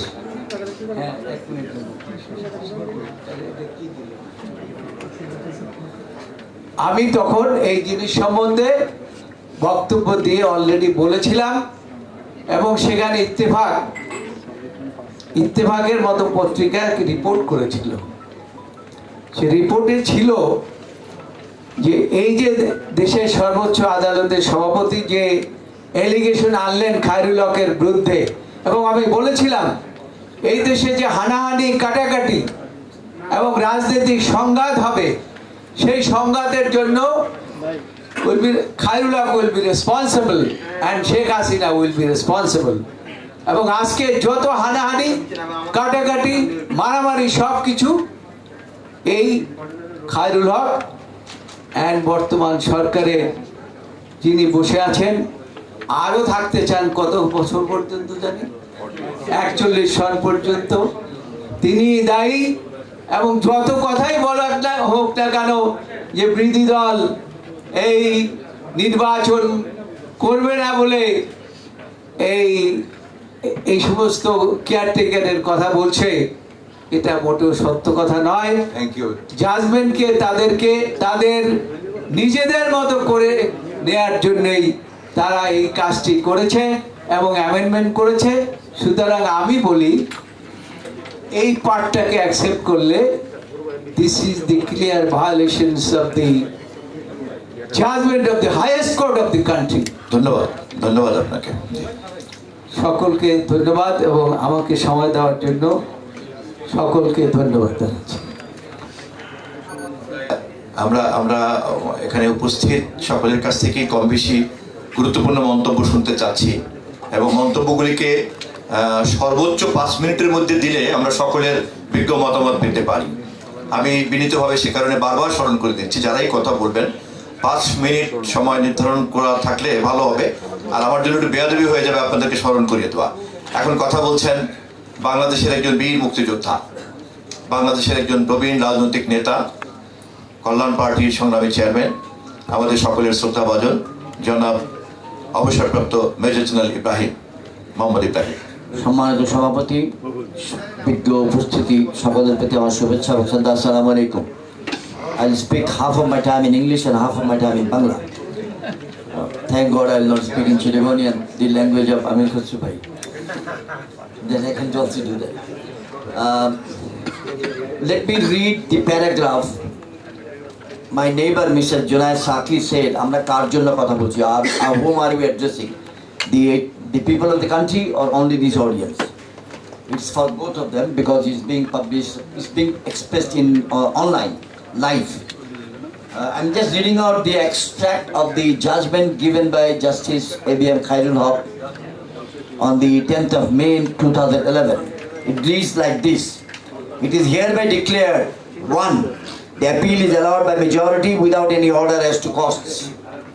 2.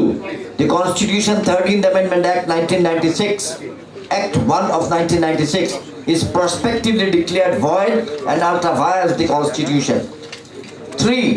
The election of the 10th and the 11th Parliament may be held under the provisions of the above mentioned 13th Amendment on the age-old principles, namely, quod alias non est licitam, necessitas licitam facit.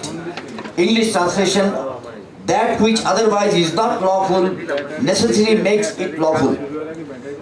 Again, salus populi suprema lex, English translation, safety of the people is the supreme law. And again, salus republicate est suprema lex, safety of the state is the supreme law. The parliament, however, in the meantime, is at liberty to bring necessary amendments, excluding the provisions of making the former Chief Justices of Bangladesh or the judges of the appellate division at the head of the non-party caretaker government. The Parliament of Bangladesh in the year 2011 violated the order of the Supreme Court. They did what they were not told to do, they did not do what they were told to do. This is one. I would like the minds in this August gathering to consider this. How do you involve the Parliament for violating an order of the court? I am a political worker, a retired Major General, a freedom fighter. I am not a legal mind. But I have bought this book as soon as it was published. I went through this book line by line to read what is placed. Because the judgment is not only for the advocates and barristers, it is also for the people of the country. So the people of the country must understand it. And I tried my best to understand. Second point, Mr. Justice Khairul Haq and the bench which gave the judgment, or on whose behalf he gave the judgment, in the year 2012, that is 16 months after the first judgment, they violated their own orders. I don't know what is the legal remedy against it.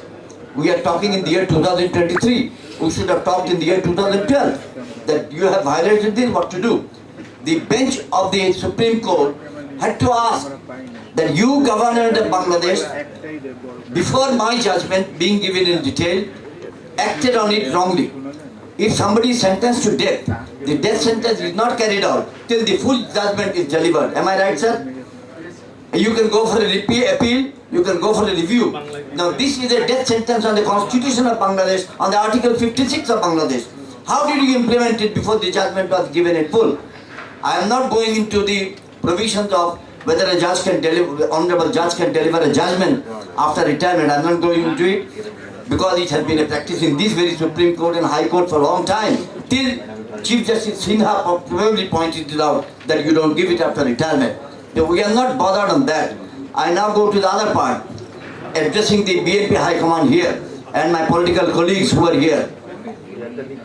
We are not going to make a decision today that this is in the Constitution, therefore it is to be implemented. So what next is the big question. We all agree probably, if I am to ask a vote of confidence here, probably everyone will say that the Constitution of Bangladesh still holds the provision that caretaker government is valid. If we take a decision, it doesn't solve the problem tomorrow morning. যেটা বাংলায় বলতাম যে আমি অনেক গরম বক্তৃতা দিতে পারবো, কিন্তু এই গরম বক্তৃতার ফলে তো প্রধানমন্ত্রী কালকে রিজাইন করতেছে না, তাহলে তোমার গরমটা একটু কমাও। তা আমি সেই জন্য বলতে চাচ্ছি যে হোয়াট ডু উই ডু? আমরা যদি সিদ্ধান্ত নিই যে এটা constitutionally valid, what do we do next? এই উত্তর রাজনৈতিক কর্মী মেজর জেনারেল ইব্রাহিম হয়তো দিতে পারবে না, এটা একান্তভাবেই আমাদেরকে সম্মানিত বিজ্ঞ প্রাজ্ঞ আইনজীবী ভাইদেরকে দিতে হবে। Now I have raised two basic questions. আর একটা কোয়েশ্চেন আমাদের সম্মানিত প্রবন্ধ রচনাকারী, the paper presenter, former judge Mr. Iqtidar, he has written an excellent paper, very knowledgeable output. We thank him, but the point is, his paper is also not going to solve the problem. So how do we solve the problem legally? Now today's session is to aware us, all the people of Bangladesh and the people inside this room, of the legal provisions, that where do we stand. Now I, as a political worker, he has raised a question, and Mr. Ismail Zabiullah, a very distinguished former secretary of the government, he has also uttered this word, political settlement. Now, the political leaders of this country who are in the opposition face a question. How do you go for a political settlement? Do we force the government of Bangladesh today, the incumbent government, to work for a political settlement by political activism on the street? Or do we force the government of Bangladesh to work for a political settlement through these constitutional means, or probably a mixture of both the methods? তো আমাদের বাংলাদেশের জনগণ যারা এটা শুনছেন আজকে, তাদের প্রতি আমি সম্মান জানাচ্ছি, শ্রদ্ধা জানাচ্ছি। এখানে যারা আমরা আছি, আসলে আমরা একটা সাংবিধানিক সংকটের মধ্যে আছি।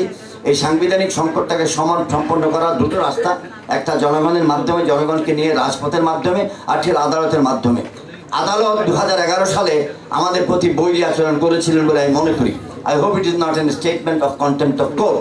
এই বৈরী আচরণটাকে শুদ্ধ করার, সংশোধন করার রাস্তা আমাদের কাছে তো জানা নাই। এটা আমরা পারি কিনা, আজকের এখানে আলোচনার মাধ্যমে কোনো রাস্তা বের হয় কিনা, আমি সেই আবেদনটা করছি। ধন্যবাদ। বাংলাদেশ কল্যাণ পার্টির পক্ষ থেকে এবং মেজর জেনারেল ইব্রাহিমের পক্ষ থেকে, on behalf of Bangladesh Kalyan party and freedom fighter major general Syed Mohammad Ibrahim, chairman Bangladesh Kalyan party, all regards and good wishes to distinguished foreign diplomat guests and all our brothers from Bangladesh. Assalamu alaikum, Allah Hafiz.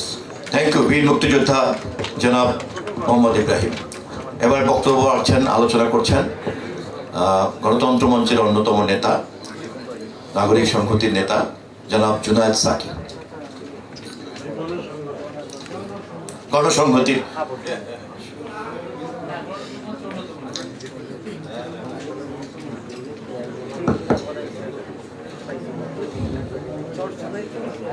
সম্মানিত সভাপতি, BNP মহাসচিব জনাব মির্জা ফখরুল ইসলাম আলমগীর এবং বিএনপির স্থায়ী কমিটির সম্মানিত সদস্যবৃন্দ, আজকে বিএনপির আয়োজনে এই সেমিনারে উপস্থিত সম্মানিত রাজনৈতিক নেতা, সম্মানিত বিভিন্ন পেশার বিশেষজ্ঞগণ, আজকের কিনোট পেপার যিনি এসেছেন এবং honourable diplomats from the diplomatic community, আমি সবাইকে সালাম এবং শুভেচ্ছা জানাচ্ছি। প্রথমেই আমি ধন্যবাদ জানাবো জনাব তিনি এই প্রশ্নে যা বলার সংক্ষেপে অত্যন্ত সুলিখিতভাবে এখানে উপস্থিত করেছেন। হেডলাইনটা ছিল constitutionality of the 15th Amendment. One straight answer: the 15th Amendment is unlawful and unconstitutional, and hereby this government since 2014 is unconstitutional. Detailed discussion we can have. We're actually interested after the seminar with some, especially those who are not able to understand Bangla. I have to speak in Bangla now because আমার ধারণা যে the media is here. So আমি যে কথাটা বলতে চাই যে দুটো বড় বিষয় আছে এখানে, যেটা বারবার সবাই বলা হয়ে গেছে, আমি আর এটা রিপিট করব না। একটা হচ্ছে যে বাংলাদেশে একজন চিফ জাস্টিস তিনি তার নিজের অর্ডার বদল করেছেন। এটা এমনকি চাকরিতে থাকলেও তো কেউ করতে পারে না, নিজের অর্ডার বদল করতে কি পারেন কেউ? শর্ট অর্ডার মানেই তো অর্ডার। পরেরটা এখানে পরিষ্কার করে বলা আছে যে the judgment in detail would follow. তার মানে ওটা ডিটেইল জাজমেন্ট, ডিটেইলটা।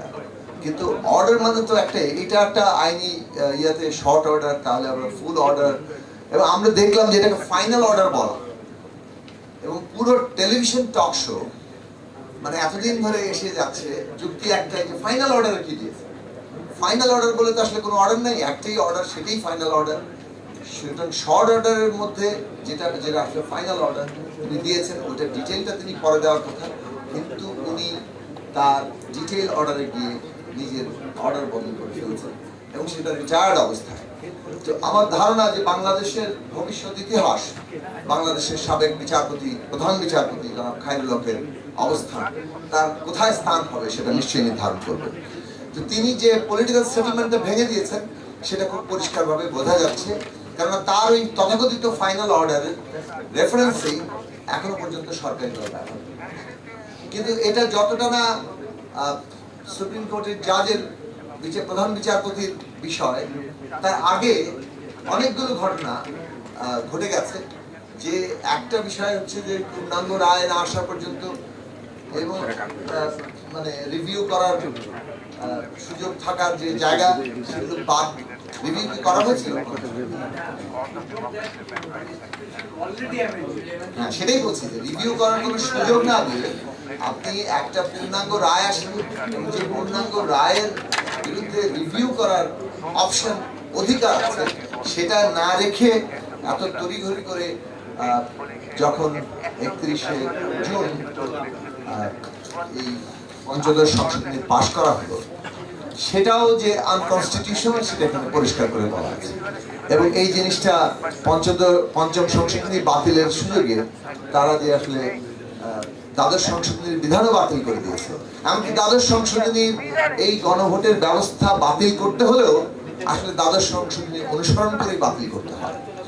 যতক্ষণ না পর্যন্ত প্রেসিডেন্ট সাইন করছেন ততক্ষণ পর্যন্ত দ্বাদশ সংশোধনী ভ্যালিড, এবং দ্বাদশ সংশোধনী অনুযায়ী তাকে সংবিধান সংশোধনের জায়গায় যেতে হবে, এবং সেখানে যেহেতু গণভোট ম্যান্ডেটরি, গণভোট তাকে যেতে হবে।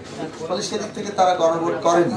এখন এতগুলো বিষয় কিন্তু 2011 সালের জুন মাসেই হয়ে গেছে, এবং এই বিষয়গুলো নিয়ে টক শোতে কিংবা অন্যান্য জায়গায় আমরা আলোচনা হয়েছে, কিন্তু যেভাবে আইনি প্রতিকার কিংবা আইনি প্রতিকারের ভিত্তিতে রাজনৈতিক সংগ্রাম, সেটা আমার ধারণা বিএনপি নেতৃবৃন্দ ভালো বলতে পারবেন সে বিষয়ে তাদের ভূমিকা, এই উদ্যোগ কেন তারা নেন।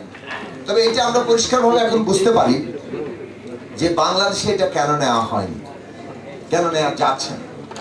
বাংলাদেশে একটা সুপ্রিম কোর্ট আদালত আছে যেখানে সম্পূর্ণভাবে এই সরকারের কর্তৃত্ব কায়েম আছে।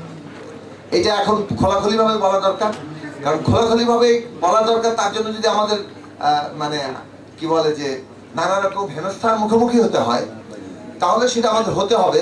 কারণ আমরা এই কোর্টে গিয়ে, যেমন আমরা নিজেরা গিয়েছি, এখানে অ্যাডভোকেট হাসনাত কাইয়ুম আছেন, তিনি আমাদের লয়ার ছিলেন যখন 111 সরকার এই যে রাজনৈতিক দল নিবন্ধনের আইন সহ এই মানে এই 90-এর ধারা, কাইম ভাই কোথায় গেল, 90-এর বি যে এই প্রভিশন গুলো আছে, সেটার অনেকগুলো ধারা বিধান সরাসরি মানে সংবিধানের সাথে সাংঘর্ষিক। সেটা নিয়ে কিন্তু আমরা কোর্টে গিয়েছিলাম, সেই কোর্টে হিয়ারিংই পাওয়া যায় না, সেটা নিয়ে শুনতেই আগ্রহী না, এখন পর্যন্ত সেটা হিয়ারিং হয়নি। কিন্তু এইরকম একটা বিষয় যেটা বাংলাদেশে আওয়ামী লীগ এবং তার মিত্ররা দিনের পর দিন আন্দোলন করেছে, এবং গভর্নমেন্ট আছে বিএনপি যারা প্রথমে এটা মানতে চায়নি, এবং শেষ পর্যন্ত তারা এটা মেনেছে। কারণ বাংলাদেশের প্রধান দুই রাজনৈতিক দল যারা প্রায় 70%-এর উপরে ভোটের প্রতিনিধিত্ব করেন, তারা এসে একটা এগ্রিমেন্টে এসছেন যে বাংলাদেশে এই ব্যবস্থার সমাধান হচ্ছে তত্ত্বাবধায়ক ব্যবস্থা। সেইটাকে তারা আনসেটল করলেন এত দ্রুততার সাথে।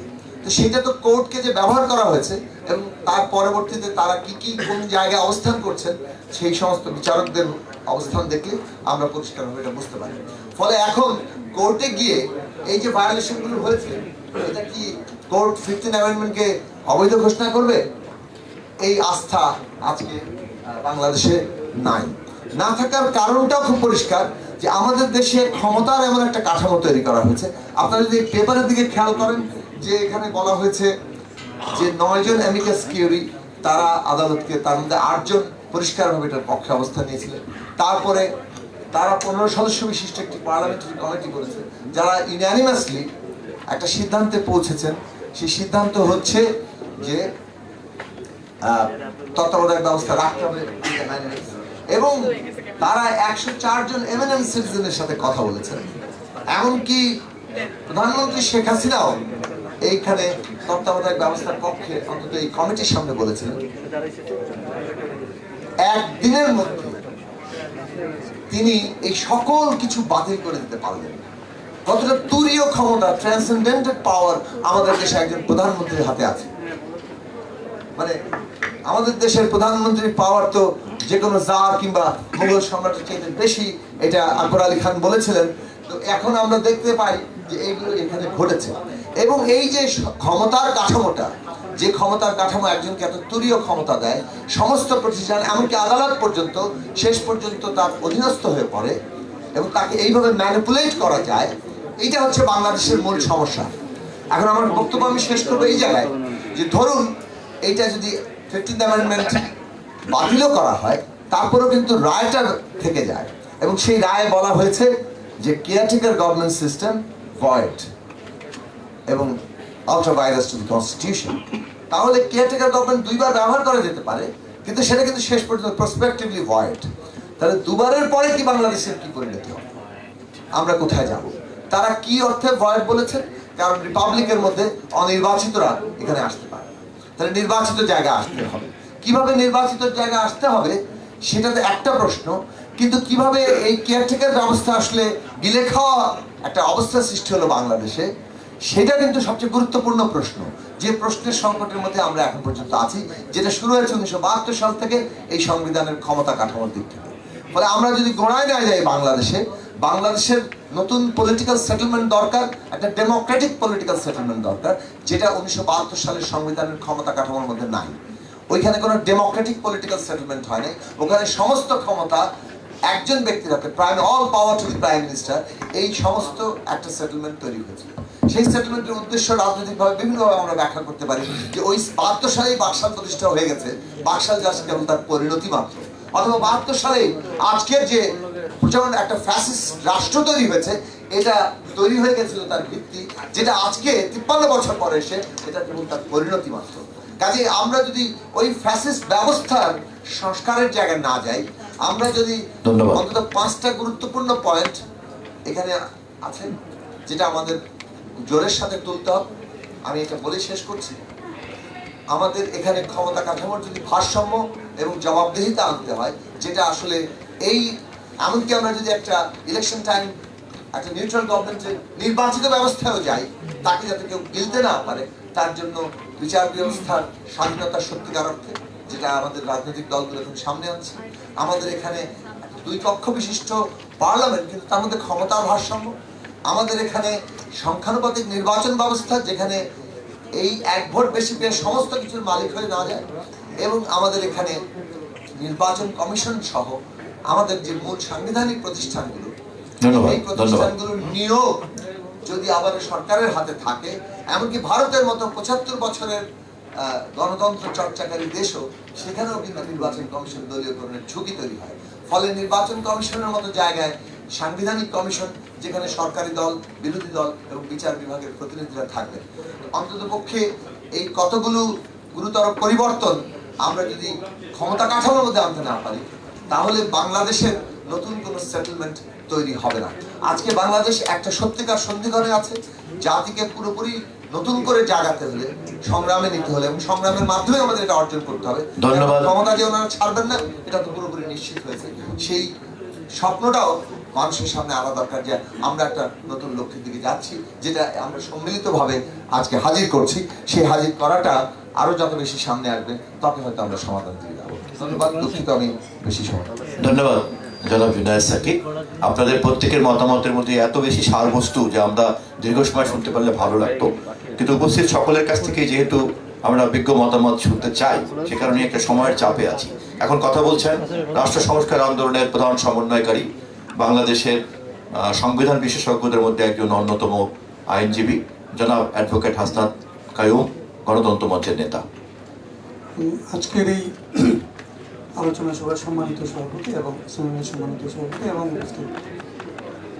বিভিন্ন রাজনৈতিক দলের নেতৃবৃন্দ এবং আপনাদের সবাইকে শুভেচ্ছা এবং অভিনন্দন জানিয়ে আমি সংক্ষেপে যে কথাগুলি এখানে আলোচনা হয়েছে এবং পেপারটায় যে জিনিসগুলি এসছে, এটা বাইরে 2-3টা জিনিস একটু বলতে চাই। পেপারে যা এসছে তার সবগুলির সাথে প্রায় মোটা দাগে আমি একমত। সাক্ষী পর্যন্ত যে আলোচনা শুনেছি তার সাথে ভিন্নমত করার কোনো জায়গা নেই। আমি শুধু একটা জায়গায়, যিনি আসলে পেপার করেছেন উনি খুব ভালো পেপার করেছেন, তারপরেও একটু বলতে চাই, এইখানে যখন আমরা আলোচনা করছি তখন আসলে আমরা একটা জায়গাকে দেখছি আর কি, যে জাজমেন্ট কিংবা অ্যামেন্ডমেন্ট, এটার পেছনে একটা গভর্নমেন্ট আছে, একটা পার্টি আছে। এই পার্টি নিজে একটা আসলে এফিডেভিট ইন অপোজিশন দিয়েছিল।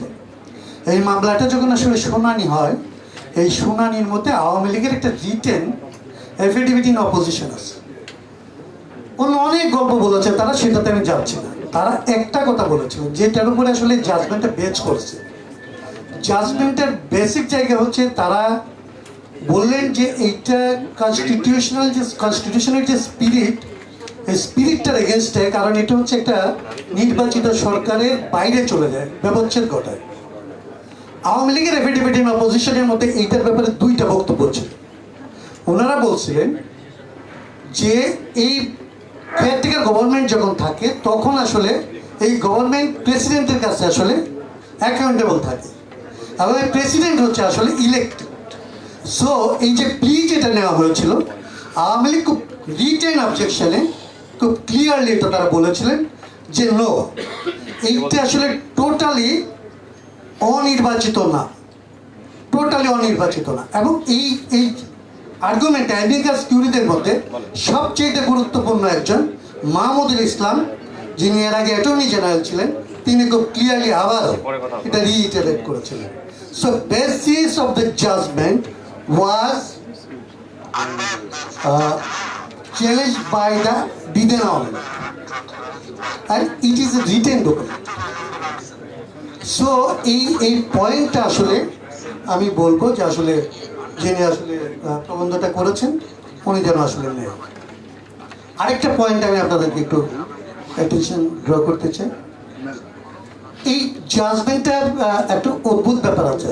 হাইকোর্টের 5 জন এটা এর আগে না করেছে, তারপরে আসলে সুপ্রিম কোর্ট এসে 4-3 এটা ধরেন পরের জাজমেন্টে এটা 4-3 ঠিক আছে।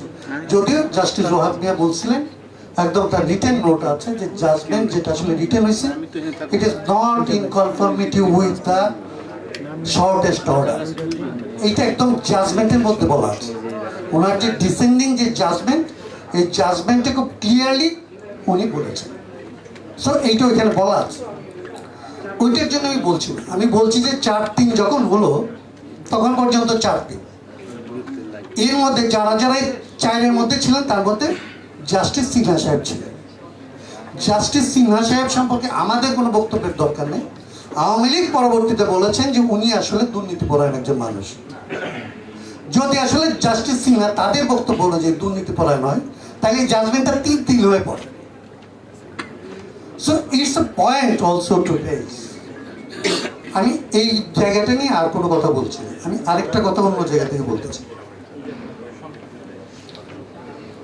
আরেকটা পয়েন্ট হচ্ছে এই যে যেটা নিয়ে সাকিও কথা বলছিলেন আসলে এই যে যখন আসলে এই অ্যামেন্ডমেন্টগুলি হয়, আমরা যদি আজকে ভাবি যে আসলে পঞ্চদশ অ্যামেন্ডমেন্ট আসলে একটা অ্যামেন্ডমেন্ট এবং এটাকে আসলে আমাদের করতে হবে, তাইলে আবারও কি আমরা আরেকটা অ্যামেন্ডমেন্ট করবো যে অ্যামেন্ডমেন্টটা আরেকবার কোর্টে যাবে এবং কোর্ট তারপরে এটার উপরে বসবে এবং তারপরে উনি সেটেল করবে। কারণ এই যে কনস্টিটিউশনাল অ্যারেঞ্জমেন্ট তত্ত্বাবধায়ক সরকারের আয়োজনটা করার জন্য আপনারা সাক্ষী, বাংলাদেশের মানুষ সাক্ষী, অন্তত পক্ষে বিপক্ষে 8-9 বছরের একটা লড়াই লেগেছে। বহু মানুষের রক্তপাত হয়েছে, জীবন গিয়েছে।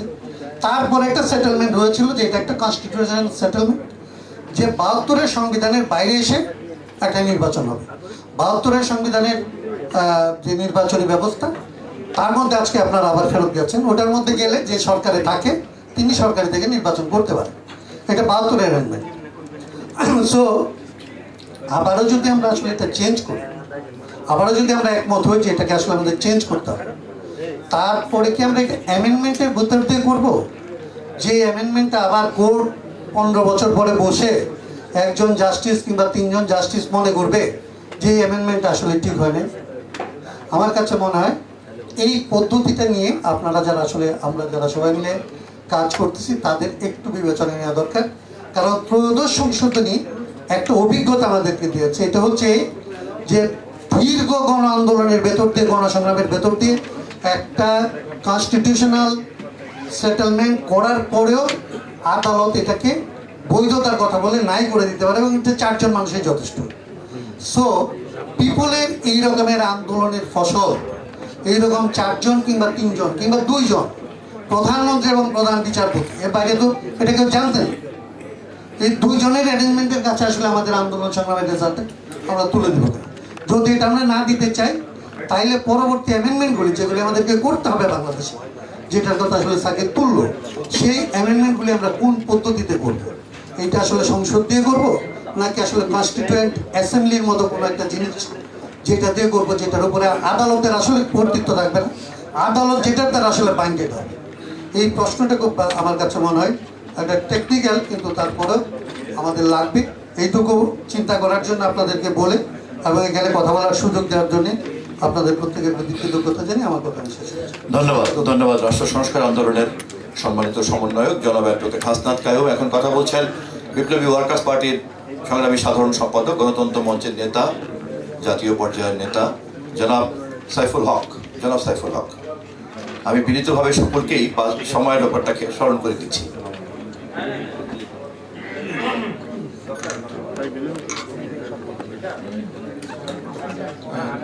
বিএনপি আয়োজিত আজকের এই গুরুত্বপূর্ণ সেমিনারের শ্রদ্ধাভাজন সভাপতি বিএনপির মহাসচিব যারা মির্জা ফখরুল ইসলাম আলমগীর, স্থায়ী কমিটির সদস্যবৃন্দ, জাতীয় নেতৃবৃন্দ, গণমাধ্যমের বন্ধু এবং সম্মানিত ডিপ্লোম্যাটস যারা এখানে আছেন, আমি বিপ্লবী ওয়ার্কার্স পার্টি এবং গণতন্ত্র মঞ্চের পক্ষ থেকে আপনাদেরকে বিএনপিকে গুরুত্বপূর্ণ আলোচনা উত্থাপনের জন্য আমি তাদেরকে শুভেচ্ছা জানাই।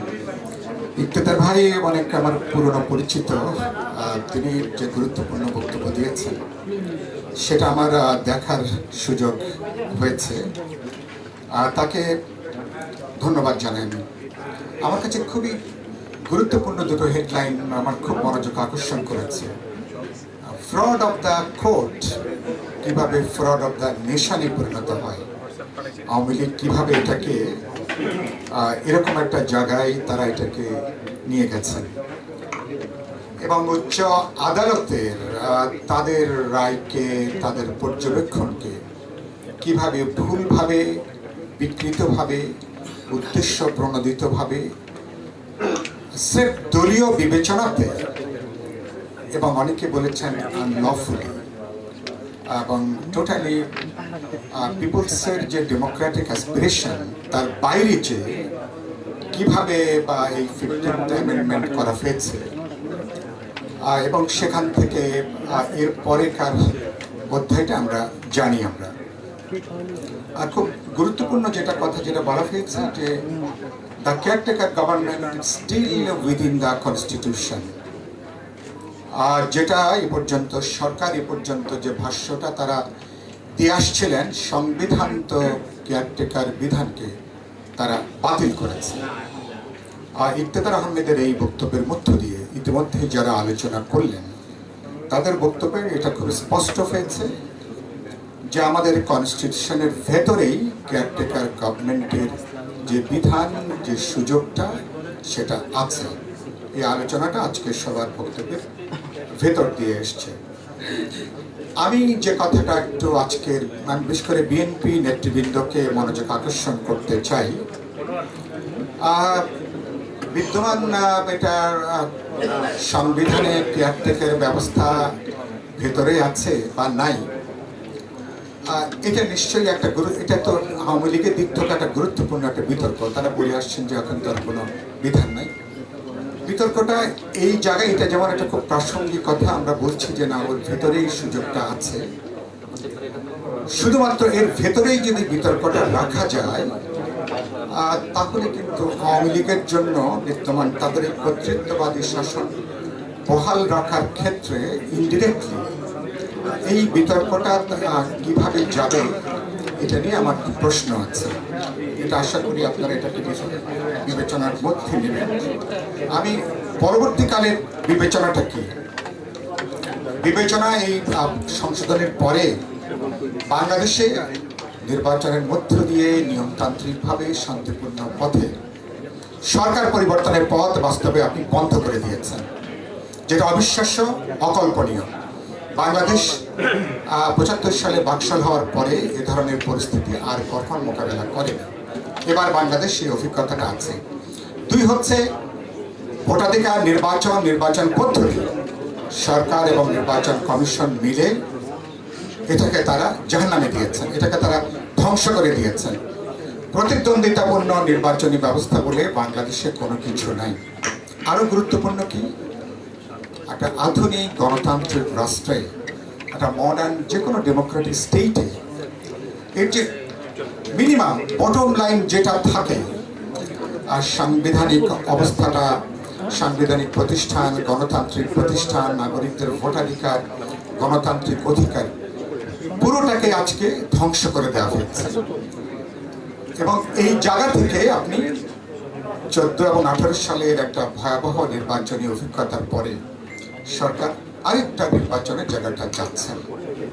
তো প্রশ্নটা খুবই গুরুত্বপূর্ণ যে আপনি আজকে সমগ্র যে পরিস্থিতিটা, আপনি দেখলাম এই বক্তব্যের শেষে আছে নামটা আপনি কেয়ারটেকার বলবেন কি অন্য কি বলবেন, দলীয় সরকারের অধীনে বাংলাদেশে যে নির্বাচনের কোনো সুযোগ নেই, এটা এই সেমিনারের এই বক্তব্য পড়ে আমাদেরকে বোঝার দরকার নেই।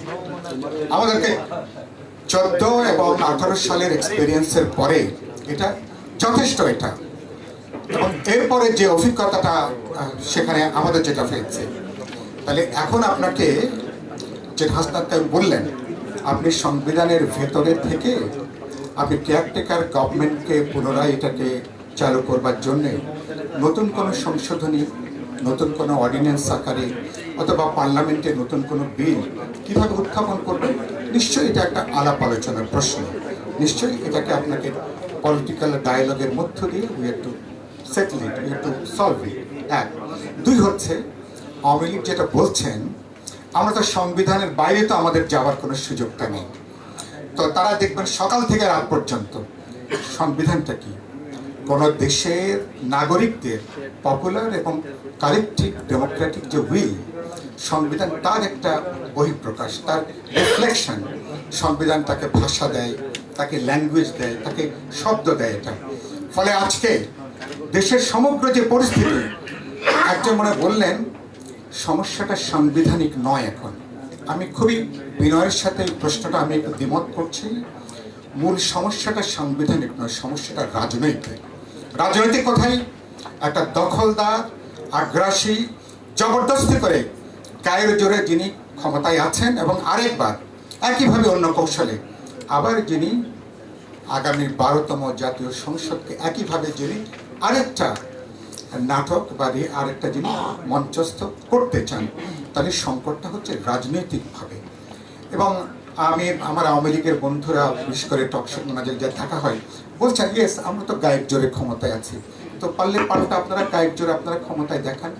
মানুষ কিভাবে তার গায়ের জোর দেখায়? মানুষ গায়ের জোর দেখায়, মানুষ কিভাবে দেখাবে? গণ আন্দোলন, গণসংগ্রাম, মানুষের পপুলার যে উইলটা, সময়ের বিষয়টা একটু বিনয়ের সঙ্গে মনে করে দিচ্ছি। মানে মানুষ এই জায়গার ভিতর দিয়ে মানুষ কিন্তু জায়গাটা কিন্তু আজকে দেখাচ্ছে। ফলে আজকে বিএনপি যে আলোচনাটা উত্থাপন করেছেন, এই আলোচনাটা আজকে আমি আমার গত কমাসে কথাটা বলেছি, আওয়ামী লীগের জন্য এখনো পর্যন্ত শান্তিপূর্ণভাবে এই প্রশ্নটা সেটেল করার সুযোগটা শেষ হয়ে যায়নি।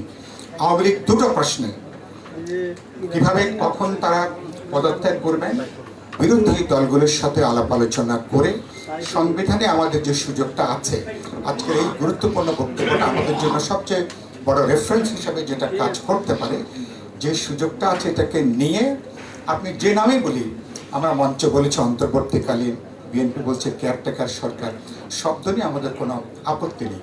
সুতরাং শব্দটা কীভাবে একটা সবার কাছে গ্রহণযোগ্য, একটা দল নিরপেক্ষ, একটা অন্তর্বর্তীকালীন বা তদারকি সরকার হতে পারে, কেয়ারটেকার গভর্নমেন্ট হতে পারে, এ ব্যাপারে আওয়ামী লীগ সরকারি দল, সরকার যদি নীতিগতভাবে সিদ্ধান্ত নেন, তারপরে তারা যদি আলাপ আলোচনা করার কথাটা বলে, নিশ্চয়ই বিরোধী দল সেটাকে বিবেচনা করতে পারে। কিন্তু 18 সালের মতন একটা লোক দেখানো তামাশাপূর্ণ নিশ্চয়ই কোনো সংলাপে নিশ্চয়ই বিরোধী দলে যাবার, অংশ নেবার কোনো সুযোগটা নেই। আমি শেষ কথা বলি, তত্ত্বাবধায়ক নিয়ে অনেক আলোচনা আছে, বিশেষ করে 1/11-এর পরে অনেকগুলো বিতর্ক তৈরি হয়েছে। বিএনপিকে কেন্দ্র করেও কিছু কিছু প্রশ্ন তখন উত্থাপিত হয়েছে। বিএনপি নিশ্চয়ই সেগুলোকে বিবেচনার মধ্যে বিএনপি রাখবেন। যারা আমরা বিরোধী শিবিরে আছি, নিশ্চয়ই আমাদের কোথায় কোথায় আমরা ওভার স্টেপিং হয়েছে, নিশ্চয়ই সেগুলো আমাদের বিবেচনার মধ্যে থাকবে। কিন্তু গুরুত্বপূর্ণ হচ্ছে যেটা, যে এই অভিজ্ঞতাটা নেব। আগেকার কেয়ারটেকার গভর্নমেন্টে তাদের কোনো জবাবদিহিতার কোনো বিধান ছিল না।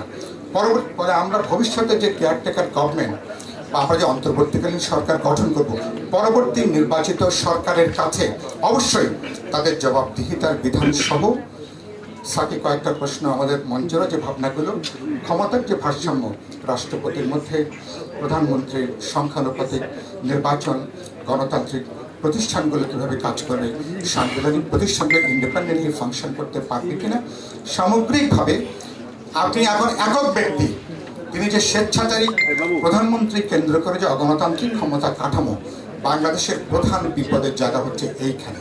ফলে তাকে যদি আপনি দূর করতে না পারেন, অন্য কোনো দিয়ে এই সমস্যা কিন্তু গড়ে আমরা হাত দিতে পারবো না। ফলে এগুলো বিবেচনায় রেখে নিশ্চয়ই আমরা সামনে তাকাবো এবং বিদ্যমান সংকটটা যেমন আমরা আলাপ আলোচনা করছি, রাজপথের মধ্য দিয়ে এই সংকটটাকে সমাধান করতে হবে। নিশ্চয় বিরোধী দলগুলোকে সে উইজডম এবং সেই প্রজ্ঞার পরিচয় আমরা দেব। আপনাদের সবাইকে ধন্যবাদ। শুভেচ্ছা। আমরা সময়ের সংক্ষিপ্ততার কারণে এখন মূলত যাদেরকে আমি আমন্ত্রণ জানাবো, ওনারা বেসিক্যালি মন্তব্য করবেন। আলোচনার পর্বটা প্রায় আমরা শেষ করে ফেলেছি। আমরা শুধুমাত্র 1 মিনিট 2 মিনিটের বিজ্ঞ মন্তব্য শুনতে চাই। এই আলোচনার জন্য নির্ধারিত আলোচক ছিলেন, কিন্তু কাজের কারণে উনি আসতে পারেননি, এখনো ঢুকেছেন। আমাদের দলের মানবাধিকার বিষয়ক সম্পাদক, বাংলাদেশের বিশিষ্ট আইনজীবী অ্যাডভোকেট আসাদুজ্জামানকে একটা মন্তব্য করার জন্য অনুরোধ করছি। মাইকটা অ্যাডভোকেট আসাদুজ্জামান সুপ্রিম কোর্টের একজন সিনিয়র আইনজীবী এবং বাংলাদেশ জাতীয়তাবাদী দলের মানবাধিকার বিষয়ক সম্পাদক। বিসমিল্লাহির রহমানির রহিম।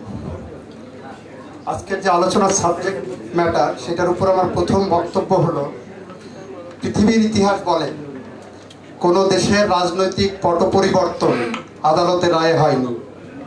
যদি আদালতের রায়ে পট পরিবর্তন হতো তাহলে বাংলাদেশের মুক্তিযুদ্ধ হতো না, মুক্তিযোদ্ধাদেরকে সন্ত্রাসী হিসেবে আখ্যায়িত করা হতো। 52-র ভাষা আন্দোলন হতো না, 90-এর গণ অভ্যুত্থান হতো না। এই কথা বলে আমি বলতে চাই, ওনারা বারবার একটা কথা বলছেন, ওনারা সংবিধানের বাইরে যেতে পারবেন না।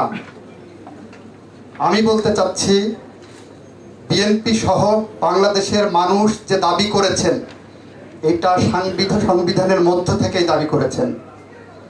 সংবিধানের পরিবর্তন করে নিরপেক্ষ নির্বাচন দিয়ে আর্টিকেল 7 যেটা কনস্টিটিউশনের ফান্ডামেন্টাল, যেটাকে বলা হয় বেসিক স্ট্রাকচার, গণতন্ত্র এবং মানুষের অধিকার প্রতিষ্ঠা করার জন্য যে কথা বলা হচ্ছে, সেই কথা বলাটাই সংবিধানের মধ্য থেকেই বলা হচ্ছে।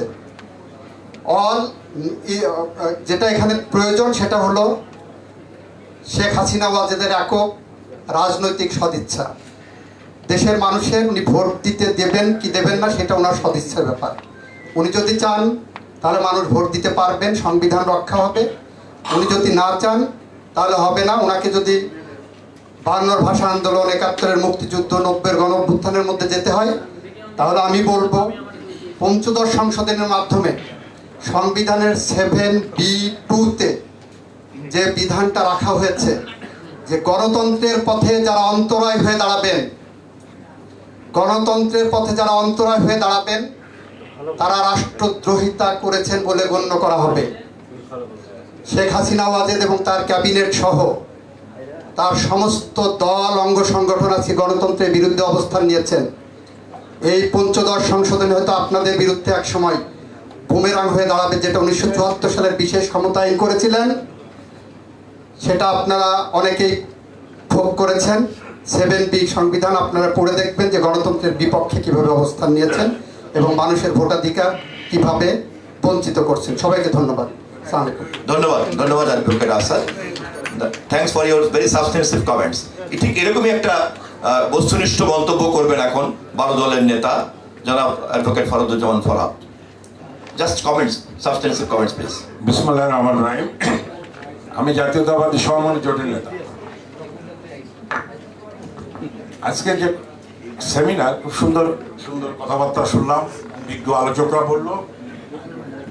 আমি শুধু বলতে চাই, এইটার একমাত্র সমাধান হচ্ছে রাজপথ। রাজপথ ছাড়া এটা সমাধান হবে না।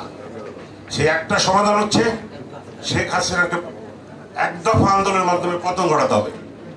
যে কোর্ট 5 বছরের সাজা 10 বছর দেয়, কোর্ট পরিচালিত হয় সরকারের মাধ্যমে, সেই কোর্টে আইনগত দিক দিয়ে বিচার করে কোনো লাভ নাই। আপনি শেখ হাসিনাকে পদত্যাগ করাতে পারবেন, দেশের মানুষ ভোট দিতে পারবে, সমস্ত সংবিধান সঠিকভাবে চলবে। শেখ হাসিনাকে যদি এক দফা আন্দোলনে পদত্যাগ করতে না পারে, এই সভা সেমিনার করে কোনো লাভ নাই। 173 দিন হত্যা করছিল কেন? সংবিধানের জন্য, কেয়ারটেকার গভর্নমেন্টের জন্য। আমরা কেন সেই পথে যাই না? এই শেখ হাসিনা গান পাউডার দিয়ে লোক মেরে ফেলেছিল। মিষ্টি মিষ্টি কথা বলে তো পার্লামেন্ট দখল করা যাবে না। মিষ্টি মিষ্টি কথা সেমিনার বলা যাবে। পারলে এক দফায় নামুন। একমাত্র আওয়ামী লীগ ছাড়া সমস্ত দল, অল পলিটিক্যাল পার্টি, দেশে বিদেশে সবাই চায় যে কেয়ারটেকার আসুক, কারণ শেখ হাসিনার আন্ডারে নির্বাচন করা সম্ভব না, সুষ্ঠু নির্বাচন সম্ভব না। ধন্যবাদ। 14 সাল হয়েছে, 18 সাল হয়েছে, এখন আমাদের রাজপথে সমাধান করতে হবে এবং সেই সমাধানের জন্য আমরা সবাই একসাথে কাজ করব, ইনশাল্লাহ সমস্যা সমাধান হবে। ধন্যবাদ। এখন এই সেমিনারের মূল পেপারের উপরে নতুন কোনো পয়েন্টস নিয়ে অ্যাড করবেন এলডিপির সম্মানিত মহাসচিব, সাবেক মন্ত্রী জনাব রেদওয়ান আহমেদ, বীর মুক্তিযোদ্ধা জনাব রেদওয়ান আহমেদ। আমি জানি রেদওয়ান ভাই সহ বাকিরা সকলেই সময়ের ব্যাপারে সচেতন, এই জন্য আর মনে করাচ্ছি না।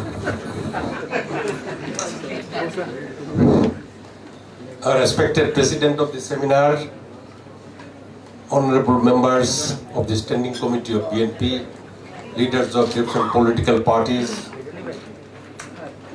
my retired friends, ambassadors, high commissioners, and dignitaries of different high commission and missions of different countries of outside Bangladesh. My salam to everyone. So I am very proud to hear from my younger brother, Mr. Iqtidar Ahmed, the keynote speaker. We are from the same department of Dhaka University. He is my younger brother. And Mr. Asad, who has given this lecture and announced about the Article 7B2 of the Constitution, also another brother of mine of my department. So I am proud to hear both of them. Actually, short order and detailed order is known to everybody of the country. The full bench, the short order was given. Usually, I also had my previous practice of 35 years ago. I also went to the High Court and Appellate Division with my seniors and seen the Appellate Division and High Court Division always gives an order after hearing of the petitioners of both the party. After listening of everyone, the court gives an order that bail is granted. After that, the lawyer certificate is given to give it to the lower court that this order is given, unless this order is signed by the Appellate Division or High Court Division. Usually it is done in every places, and in this case, about amendment of the Constitution, Mr. Khairul Haq and other judges gave this short order that there will be 2 elections under the caretaker government. 14th and 5th, that's 1914 election and the 10th and 11th election of Bangladesh Parliament. But it was subsequently frauded by Khairul Haq. It is known to everybody. So we are in the seminar now, but after announcement of the order, we have seen the short order and the detailed order. The detailed order was announced as a fraud order of Khairul Haq by many judges of Bangladesh and many lawyers like my friend Joynal Abdin and few other lawyers of the country. We have seen it in the paper. Now my brother pointed out one question, that whether it can be established by the court now prevailing in Bangladesh. I don't, it is not possible. It is not possible to establish this, that it was a fraud order given by Mr. Khairul Haq. The full bench of Supreme Appellate Division will not listen to us to assert this thing, that the Constitution as it was as 13th Amendment for caretaker government, it will prevail, and the democracy is destroyed by Awami League. So in that consideration, this court will not give any order. So now the only way is open to us is for movement. In 1971, we had our war against the Pakistanis, and in 1952 election, and the other movement which has changed the government. And I will request the BNP leaders and leaders of the all political parties, we will have our seminar, our discussion meeting and everything.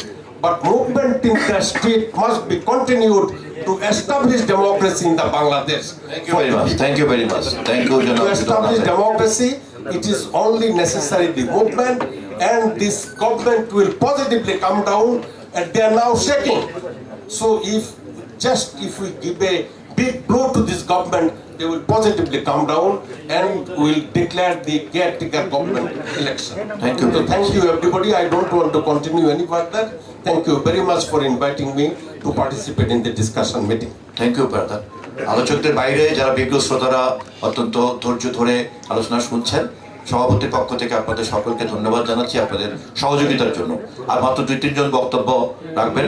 এখন বক্তব্য রাখছেন গণতন্ত্র মঞ্চের নেতা, নাগরিক ঐক্যের নেতা, বাংলাদেশের অত্যন্ত জনপ্রিয় একজন নেতা জনাব মাহমুদুর রহমান মান্না, এক সময়কার অবিসংবাদিত ছাত্র নেতা জনাব Mahmudur Rahman Manna. Mr. President and August Gathering, I will try really to be very short. So, particularly, I draw the attention of this write-up on page 5.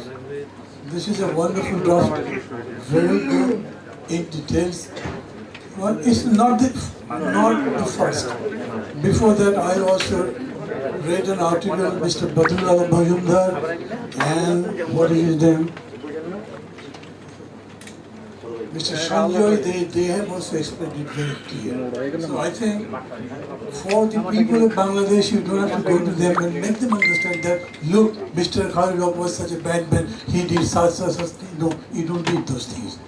What indeed? But before that, again I say, let me draw the attention of this write-up of page 5. Heading is Reinstall Election Time Non-Party Caretaker Government.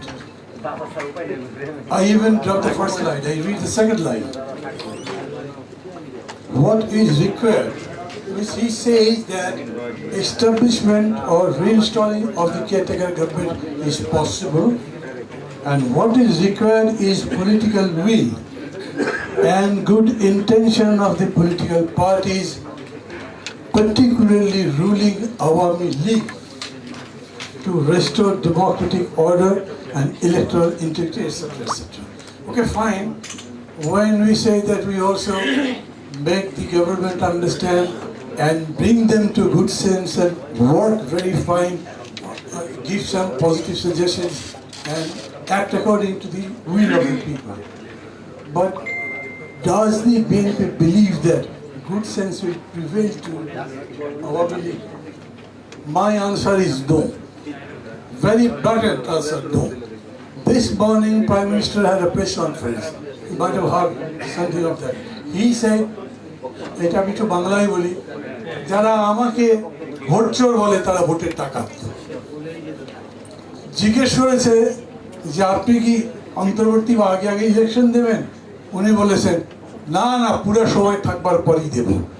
তার মানে তার intention খুবই clear, উনি ছাড়বেন না। সেই জায়গাতে যখন মাঠে মাঠে ফখরুল ভাই বক্তৃতা করে বেড়াচ্ছেন, এখন আবার ধাক্কা দেবো, এক ধাক্কায় নামিয়ে দেবো, প্রস্তুত হন। আবার এখানে পেপারের মধ্যে বলবেন what is required is political will, particularly good will of ruling Awami League. Does it really go together? I don't think. That doesn't go. Okay, if you say like this, yeah, fine. I stop. I don't have anything to say because that is the crux of the problem. We are maybe in a grey area. Maybe Fokul Bhai knows better because he talks to them. The next line or next para, it may be mentioned that the pro-democracy international community also expressed their concern about holding of free and fair election under the current environment in absence of democratic order and level playing field. They have gone some further because 6 of the European Parliament, they have said straight about the caretaker government. Do you mean anything? Or like Fokul Bhai says, okay, is there anything that he talks to the embassy people, the people also here, meeting almost everybody.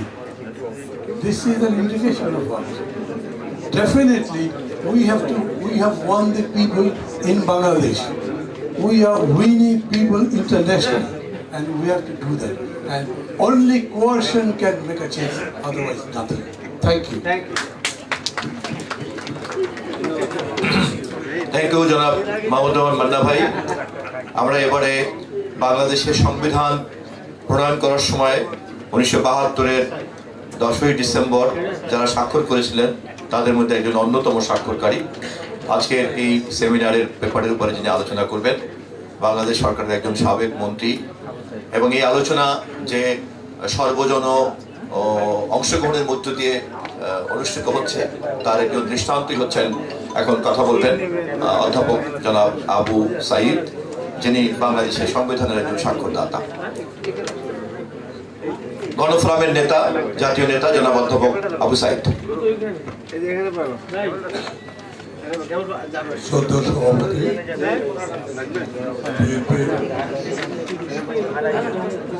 স্থায়ী committee এবং অন্যান্য নেতৃবৃন্দ, করছি দয়া করে একটু আমাদের আলোচনা শোনার সুযোগ করে দিতে হবে।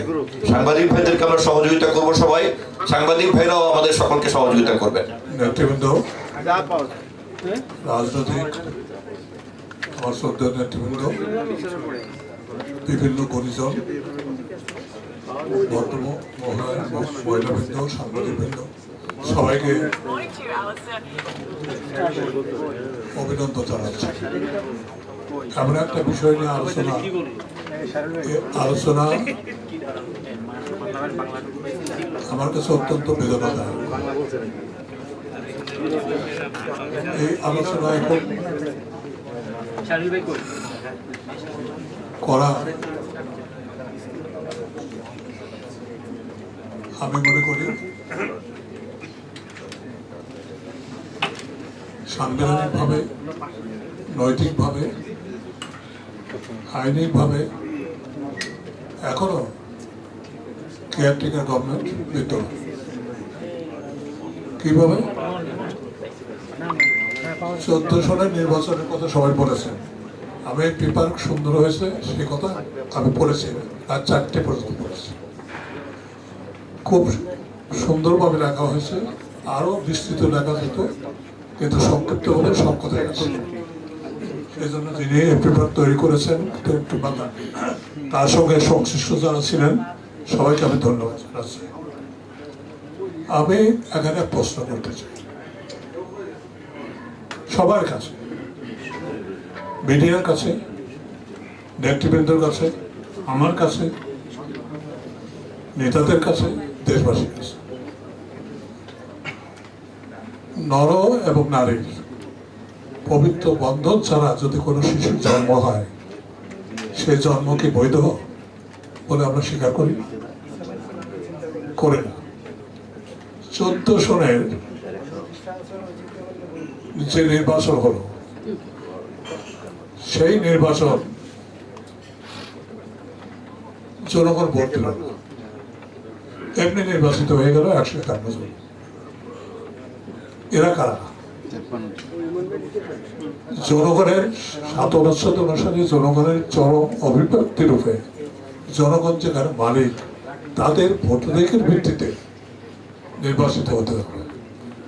তা না হয়ে যাদের জন্ম হলো, একটু আগে যাদের বলেছি, এই অবৈধ সন্তান, এই অবৈধ সন্তানের বসে কেয়ারটেকার গভর্নমেন্টকে বাতিল করে দিল, এবং রায় দেওয়ার আগেই বাতিল করে দিল। হ্যাঁ, বাতিল করে দিল। আমার কথা হলো, এরাই আবার দাবি করছে ওই ধারাবাহিকতা রেখে যে নির্বাচিত সরকারের অধীনে সংবিধান মতো, বর্তমান সংবিধান মোতাবেক নির্বাচন হবে। আমি এখানে প্রশ্ন করতে চাই, সরকারের প্রতি শ্রদ্ধা রেখে, আসলে কি আপনারা নির্বাচিত? বুকে হাত দিয়ে বলেন,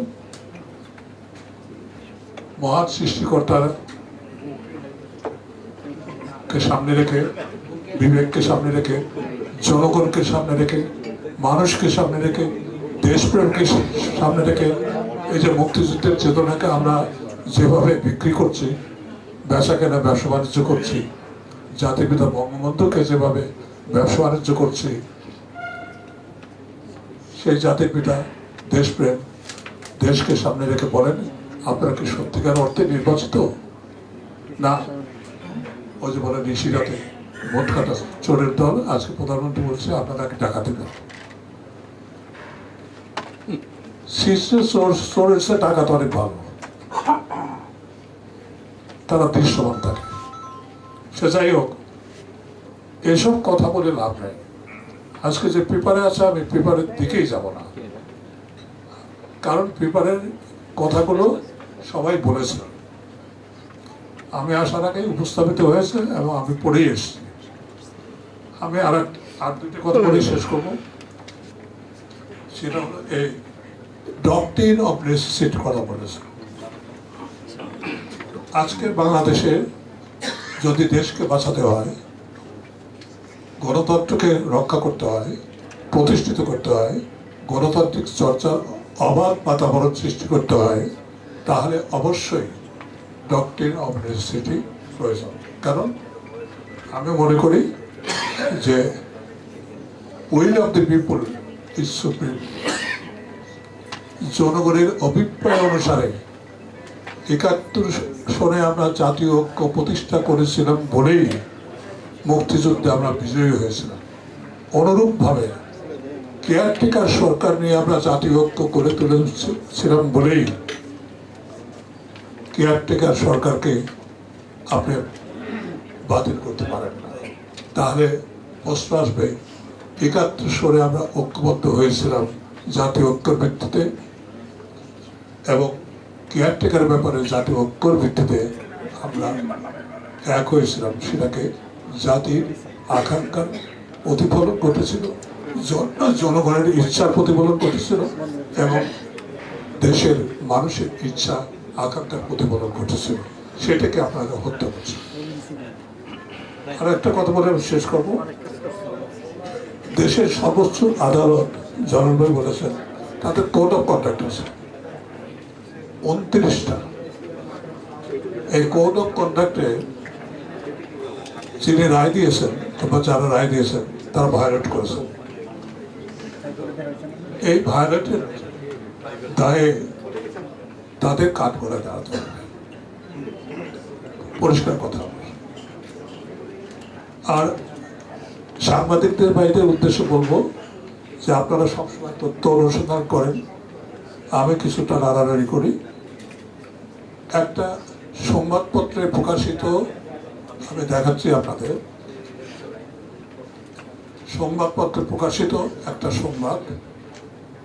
তত্ত্বাবধায়ক সরকার যখন হয়, আন্দোলন চলে, তখনকার দৈনিক খবরে প্রকাশিত হয়েছিল। একদিকে ঢাকা বিশ্ববিদ্যালয়ের ক্যাম্পাসে প্রকাশ্যে গুলি বিনিময়, আর এখানে যেটা লেখা আছে আজকে যিনি প্রধানমন্ত্রী তিনি বলেছেন চিরদিনের জন্য তত্ত্বাবধায়ক সরকারের অধীনেই নির্বাচন চাই।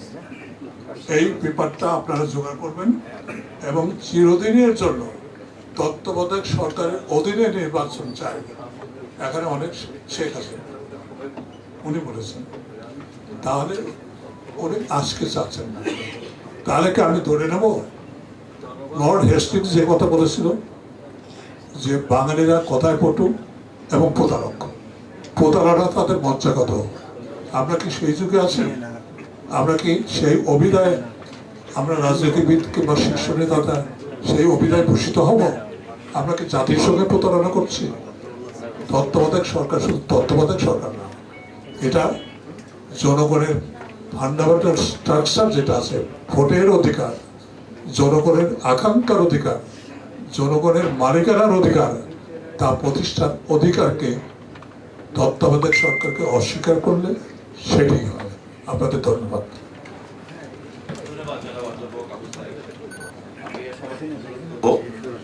সংক্ষিপ্তভাবে তার বক্তব্য এবং তার মন্তব্য করার জন্য ৬৯-এর গণ অভ্যুত্থানের অন্যতম ছাত্রনেতা, আয়ুব বৃদ্ধি গণ আন্দোলনের অন্যতম নেতা, জাতীয় পার্টির চেয়ারম্যান, সাবেক মন্ত্রী জনাব মোস্তফা জামাল হায়দার। বিসমিল্লাহির রহমানির রহিম। আজকের এই মনোজ্ঞ আলোচনা সভার সম্মানিত সভাপতি, বিএনপির মহাসচিব জননেতা মির্জা ফখরুল ইসলাম আলমগীর, বিএনপির স্ট্যান্ডিং কমিটির নেতৃবৃন্দ, উপস্থিত জাতীয় নেতৃবৃন্দ এবং বৈদেশিক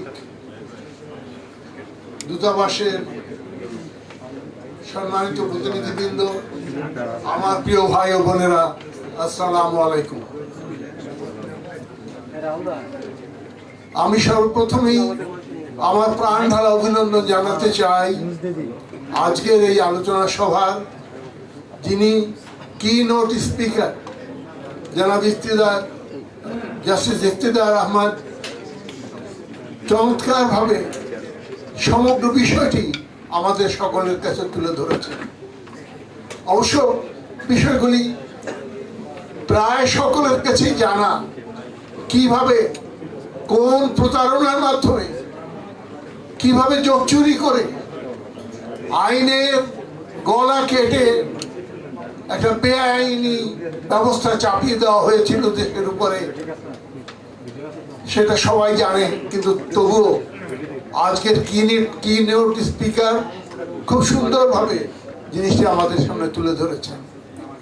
ইতিমধ্যে এ বিষয়ে সকলেই আলোচনা করেছেন, আমি কালক্ষেপণ করতে চাই না, সে সম্পর্কে আমি কথা বলতে চাই না।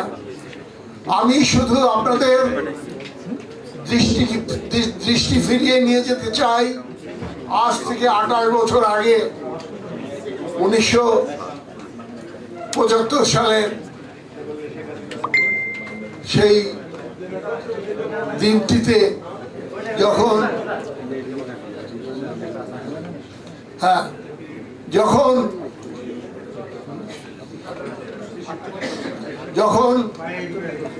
এই বাংলার বুকে সেদিনের বাংলার আদরের দুলাল বঙ্গবন্ধু শেখ মুজিবুর রহমান, যাকে সবাই শ্রদ্ধা ভরে স্মরণ করত, তিনি যখন দেশবাসীর উপরে চাপিয়ে দিলেন বাকশাল নামক এক অভিশাপ, ঠিক তেমনি ভাবে তারই কন্যা আজ নতুন করে ভিন্ন নামে ভিন্ন চেহারায় সেই বাকশাল চাপিয়ে দিয়েছে আমাদের উপরে। আজকে সেমিনার, আলোচনা সভা, বৈঠক এগুলির প্রয়োজন নেই কথা আমি বলবো না। অনেক বক্তারা উষ্মা প্রকাশ করেছেন এই সেমিনারের জন্য, কিন্তু এই সেমিনারেরও প্রয়োজন আছে।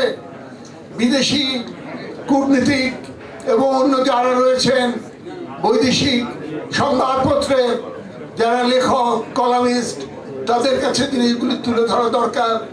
কিন্তু তার চেয়েও বেশি দরকার আজ সারা দেশব্যাপী ঐক্যবদ্ধভাবে এই অব্যবস্থার বিরুদ্ধে প্রতিরোধ আন্দোলন গড়ে তোলা। বন্ধুরা আমার, আমি আপনাদের উদ্দেশ্যে বলতে চাই, একটি দেশ এবং জাতির জন্য সংবিধান যেমন জরুরি, কিন্তু তার চাইতেও সংবিধানের জন্যই, সংবিধান যতটা জরুরি তার চাইতেও বেশি জরুরি দেশ এবং জনগণ। প্রকৃতপক্ষে দেশ এবং জনগণের জন্য সংবিধান, সংবিধানের জন্য দেশ এবং জনগণ নয়। আজকে তাই আমরা আগামীতে এই অব্যবস্থার বিরুদ্ধে ভিন্ন নামে ভিন্ন পরিচয়ে আজকে যে বাকশাল চাপিয়ে দেওয়া হয়েছে দেশবাসীর বুকের উপরে, তার বিরুদ্ধে ঐক্যবদ্ধভাবে আমরা মাঠে নামবো, এটাই হোক আমাদের শপথ। আমি আমার বক্তব্য দীর্ঘায়িত করতে চাই না, আপনাদের সকলকে ধন্যবাদ জানিয়ে এখানেই শেষ করছি। ধন্যবাদ প্রবীণ জননেতা জনাব মোস্তফা জামাল হায়দার। আমাদের এখানে অতিথিদের মধ্যে আরো অনেকেই ছিলেন, আমরা তাদের মন্তব্য শুনতে পারলে ভালো লাগতো। বিশেষ করে বিভিন্ন গণতান্ত্রিক আন্দোলনের মিত্র রাজনৈতিক দলগুলির নেতৃবৃন্দরা যারা আছেন, আমি তাদের প্রতি সভাপতির পক্ষ থেকে দুঃখ প্রকাশ করছি। এখন জাতীয় স্থায়ী কমিটির নেতৃবৃন্দের মধ্য থেকে যারা আগ্রহী তারা কথা বলবেন। এ পর্যন্ত যতটুকু আমি জানি সম্ভবত অন্যরা কেউই, যেহেতু সময় খুব প্রলম্বিত, ইচ্ছা থাকলেও নাকচ করেছেন। বক্তব্য রাখবেন বাবু গয়েশ্বরচন্দ্র রায়, জাতীয় স্থায়ী কমিটির অন্যতম সদস্য, বাংলাদেশের অত্যন্ত খ্যাতিমান জননেতা, আমাদের সকলের শ্রদ্ধাভাজন।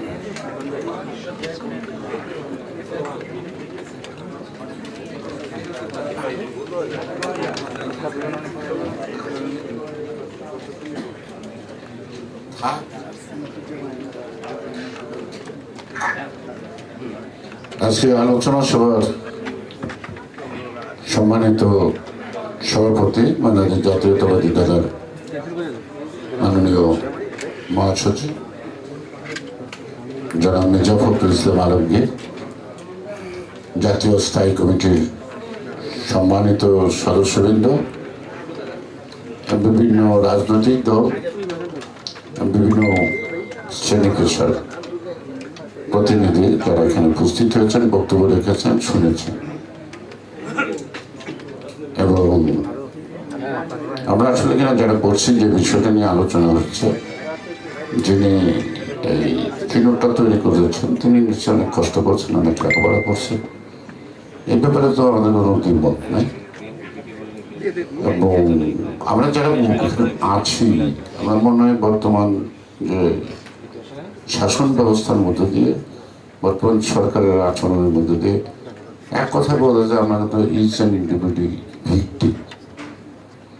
আমরা ভিকটিমটা বসছি বর্তমান কনস্টিটিউশনের মধ্য থেকে কেয়ারটেকার গভর্নমেন্ট আবিষ্কার করার জন্য কিভাবে করা যায়।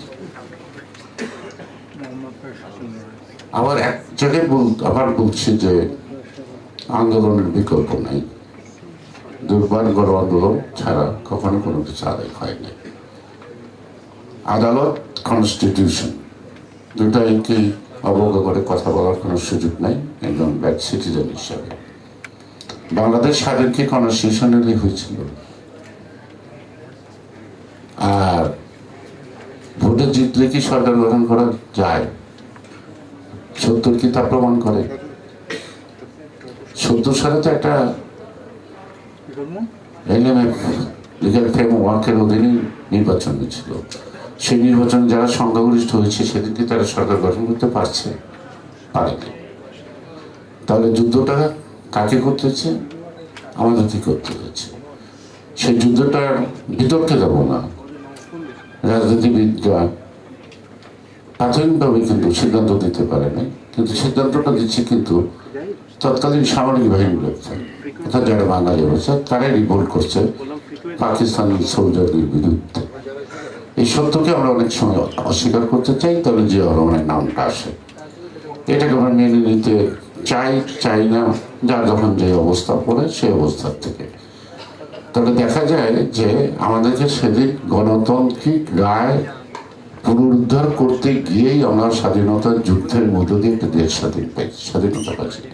তাহলে মূল চেতনাবোধ ছিল গণতান্ত্রিক, অর্থাৎ গণতন্ত্রের রায়কে পাকিস্তান সামরিক শাসক মেনে নিতে পারেনি বলেই তো আমাদেরকে যুদ্ধ করে আমাদের সেই রায়কে ফিরে আনতে হয়েছে। আমি বিতর্কের জন্য বলছি না, কিন্তু দেশ স্বাধীন হওয়ার পর যারা সরকার গঠন করছে, সেই পাকিস্তানের ৭০-এর যে নির্বাচন প্রাদেশিক পরিষদে ও ন্যাশনাল জাতীয় পরিষদের, যেটা লিগ্যাল ফ্রেমওয়ার্কের অধীনে ছিল, তারাই নির্বাচিত হয়েই কিন্তু তারাই কিন্তু সরকার গঠন করছে, তারাই পার্লামেন্টে বসছে। এখন তাদের কাছে কিন্তু কথাটা আসতে পারে, দেশ স্বাধীন করলাম যুদ্ধ করে, তাহলে পাকিস্তানের যে লিগ্যাল ফ্রেমওয়ার্কের অধীনে নির্বাচন হলো, সেই নির্বাচনের প্রতিনিধিরাই কিন্তু সরকার গঠন করলো। অর্থাৎ এইটুকু আমি আরেকভাবে বলতে চাই, অর্থাৎ আমাদের ভোটের যারা প্রতিনিধি তারা সরকার গঠন করলো। এইভাবে তো আমরা এটা করছি। আর ওই দিন যে সামরিক বাহিনী আমাদের বিরুদ্ধে বা 25শে মার্চ যে আমাদের বড় অত্যাচার করলো, অথবা তখন যে নির্বাচিত প্রতিনিধিদের ক্ষমতা হস্তান্তর করে নাই, তখন কি আদালত কোনো সমর্থন দিয়েছিল? সরকার দিয়েছিল? যে ইট ইজ ইলিগাল, তারা সরকার গঠন করতে পারে, তাদের সরকার গঠন করতে দেয়নি। তার মানে আদালতের রায় দেশ স্বাধীন হয়নি, ঠিক কিনা? কেয়ারটেকার গভর্নমেন্টের বিলটা এখানে যেটা আসছে সেটা প্রথম কিন্তু জামাত ইসলাম 91 সালের সরকারের 6 মাসের মাথায় এটা উত্থাপন করছিল। তখন এটা বিলটা নাকচ হয়, অর্থাৎ কেউ এটার মধ্যে শেয়ার করে না। পরবর্তী পর্যায়ে আজকে মধু আহমেদ নাই, তিনি জাতীয় পার্টির পক্ষ থেকে শেখ হাসিনার সাথে দুতারি করেন জামাত ইসলাম সহ কেয়ারটেকার গভর্নমেন্টকে অ্যাকসেপ্ট করার জন্য, এবং সেই অনুযায়ী আন্দোলনটা শুরু হয়। আমরা যদি অতীত ফাইল ফটো কাটি তাহলে 32 নম্বরের বারোমানে জামাত ইসলামের কি তখন নিজামী সাহেব, আরেকজনকে ফাঁসি দিয়েছেন মুজাহিদ সাহেব, এবং শেখ হাসিনা এবং জাতীয় পার্টির নেতৃবৃন্দ সেদিন সভা করে একত্রিত রাজপথে এই 173 দিন হরতাল, কাউকে বিলম্ব করা, কাউকে বিভক্ত করা, যা যা করার শুরু করছে। তারপরে তাদের কাছে এখন প্রশ্নটা হল যে খায়রুল হোসেন যে রায়টা আনলো সুপ্রিম কোর্টে, এই রায়ের বেসিসটা কি, মামলাটা কি ছিল? কোনো শিশু চ্যালেঞ্জ ছিল যে 13 amendment whether it is right or wrong, এমন কোনো রিট হয়েছিল? মনে হয় না হয়েছিল, হয়েছিল। কিন্তু খায়রুল হোসেন যে বেশটা রিট হয়েছিল কবে? তাহলে আমাকে বলতে হয় 2004 সালের জন্য রায়টা দিলেন। সেটা ছিল একটা,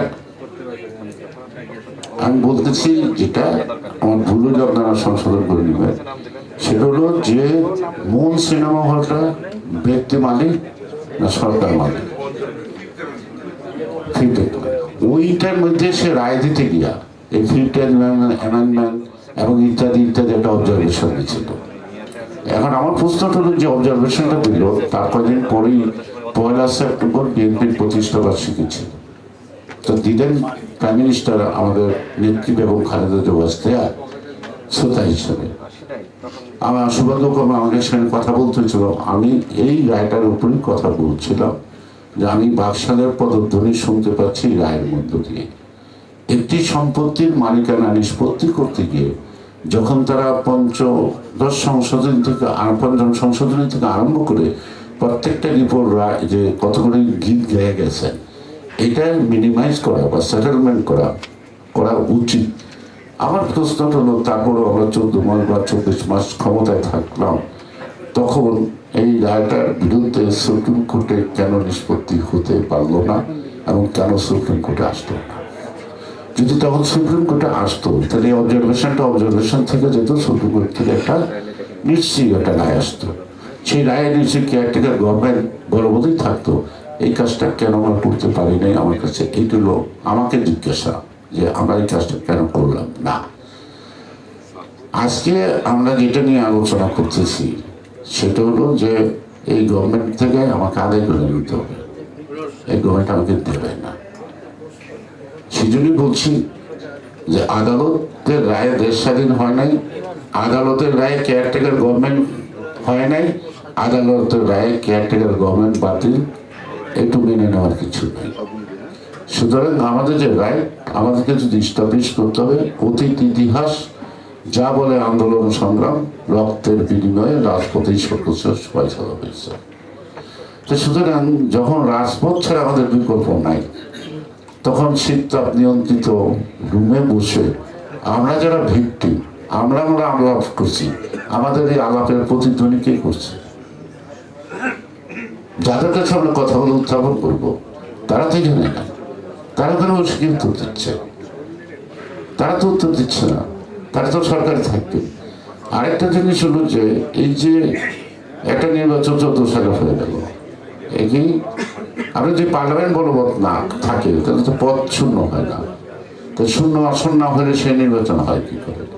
আমি এখন এই সরকারের অধীনে নির্বাচন করলাম, বিশ্বাস করলাম একদম ফ্রি অ্যান্ড ফেয়ার ইলেকশন হলাম, মোর দেন 200 আসন পাইলাম, কিন্তু পার্লামেন্টটা কি থেকে গেল, বর্তমান পার্লামেন্টটা থেকে গেল।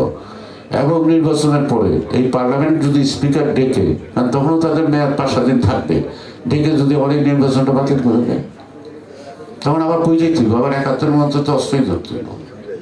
তো সেই কারণে যে কাজটা পরে করতে হবে সেই কাজটা আমরা আগে করে ফেলি।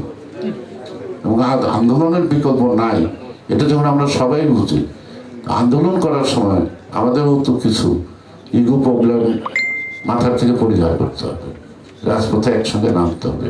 এই নামার ক্ষেত্রে ভাগাভাগি দর কষাকষি বা এই শব্দ সঠিক ব্যাঠিক নেওয়ার সময় কাটাইলে আমরা তো আসল বিষয়টা লাভ করতে পারবো না। এটা হলো আমার বক্তব্য। এবং বাংলা কথাই বললি, যারা চুরি করতে যায়, ডাকাতি করতে চায়, তারা কিন্তু আগে ভাগ করে না, আগে চুরি করে ডাকাতি করে একখানে করে, তারপরে পয়সা ভাগ করে যে যা পায়। আর আমরা যদি লুণ্ঠনের আগে অর্থাৎ অর্জনের আগে ভাগে বসি, তাহলে আমাদের দ্বারা অর্জন সম্ভব হবে না, বরং আমরা যেখানে আছি হয়তো দুদিন পরে এই অবস্থায় বুঝতে পারবো না, কথা বলতে পারবো না। আমার একটা জিনিসই বুঝছি, আমি কিশোরকাল থেকে আন্দোলন করি বড় হয়েছি, রাজপথেই বড় হয়েছি। একসময় পথকলি না ছিলাম, হয়তো অনেক পথের মানুষই আছি। আমার বিষয়টা আমার মনে হয় রাজনৈতিক সমাধান আন্দোলন সংগ্রামের মধ্য দিয়েই হয়, আদালতের মাধ্যমে হয় না। আর এই আদালতের উপরে নির্ভর করার কোনো কারণ নাই। এজন্যই যে খায়রুল হক সাহেব তো তার জাজমেন্টের যে অবজারভেশন দিচ্ছে, মিয়া বিবির তালাকে মামলা রায় দিতে উনি নানা নানি কি দলিল কাবিন নিয়ে টানাটানি করছেন, অর্থাৎ ওই রায়ের মধ্যে কিন্তু এটা সূত্র পায়।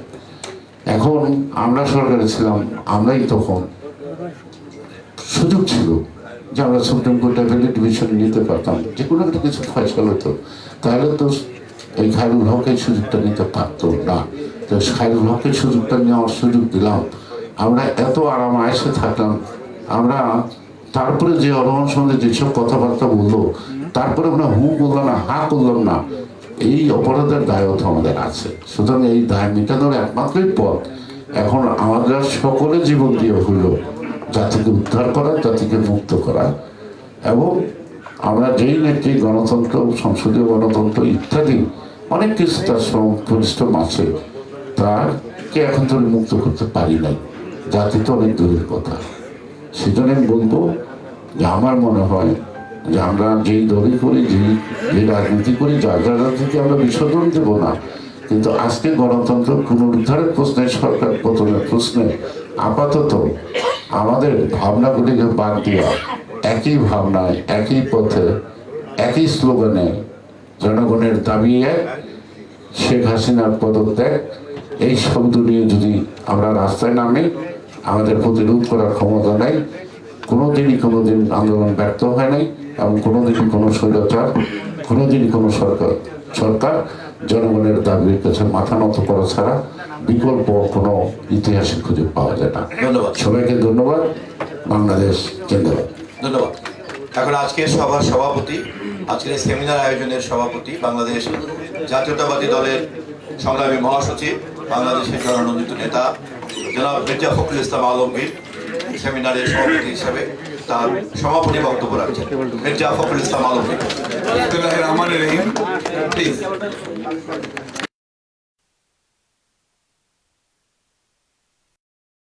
বক্তব্য রেখেছেন তাদের এবং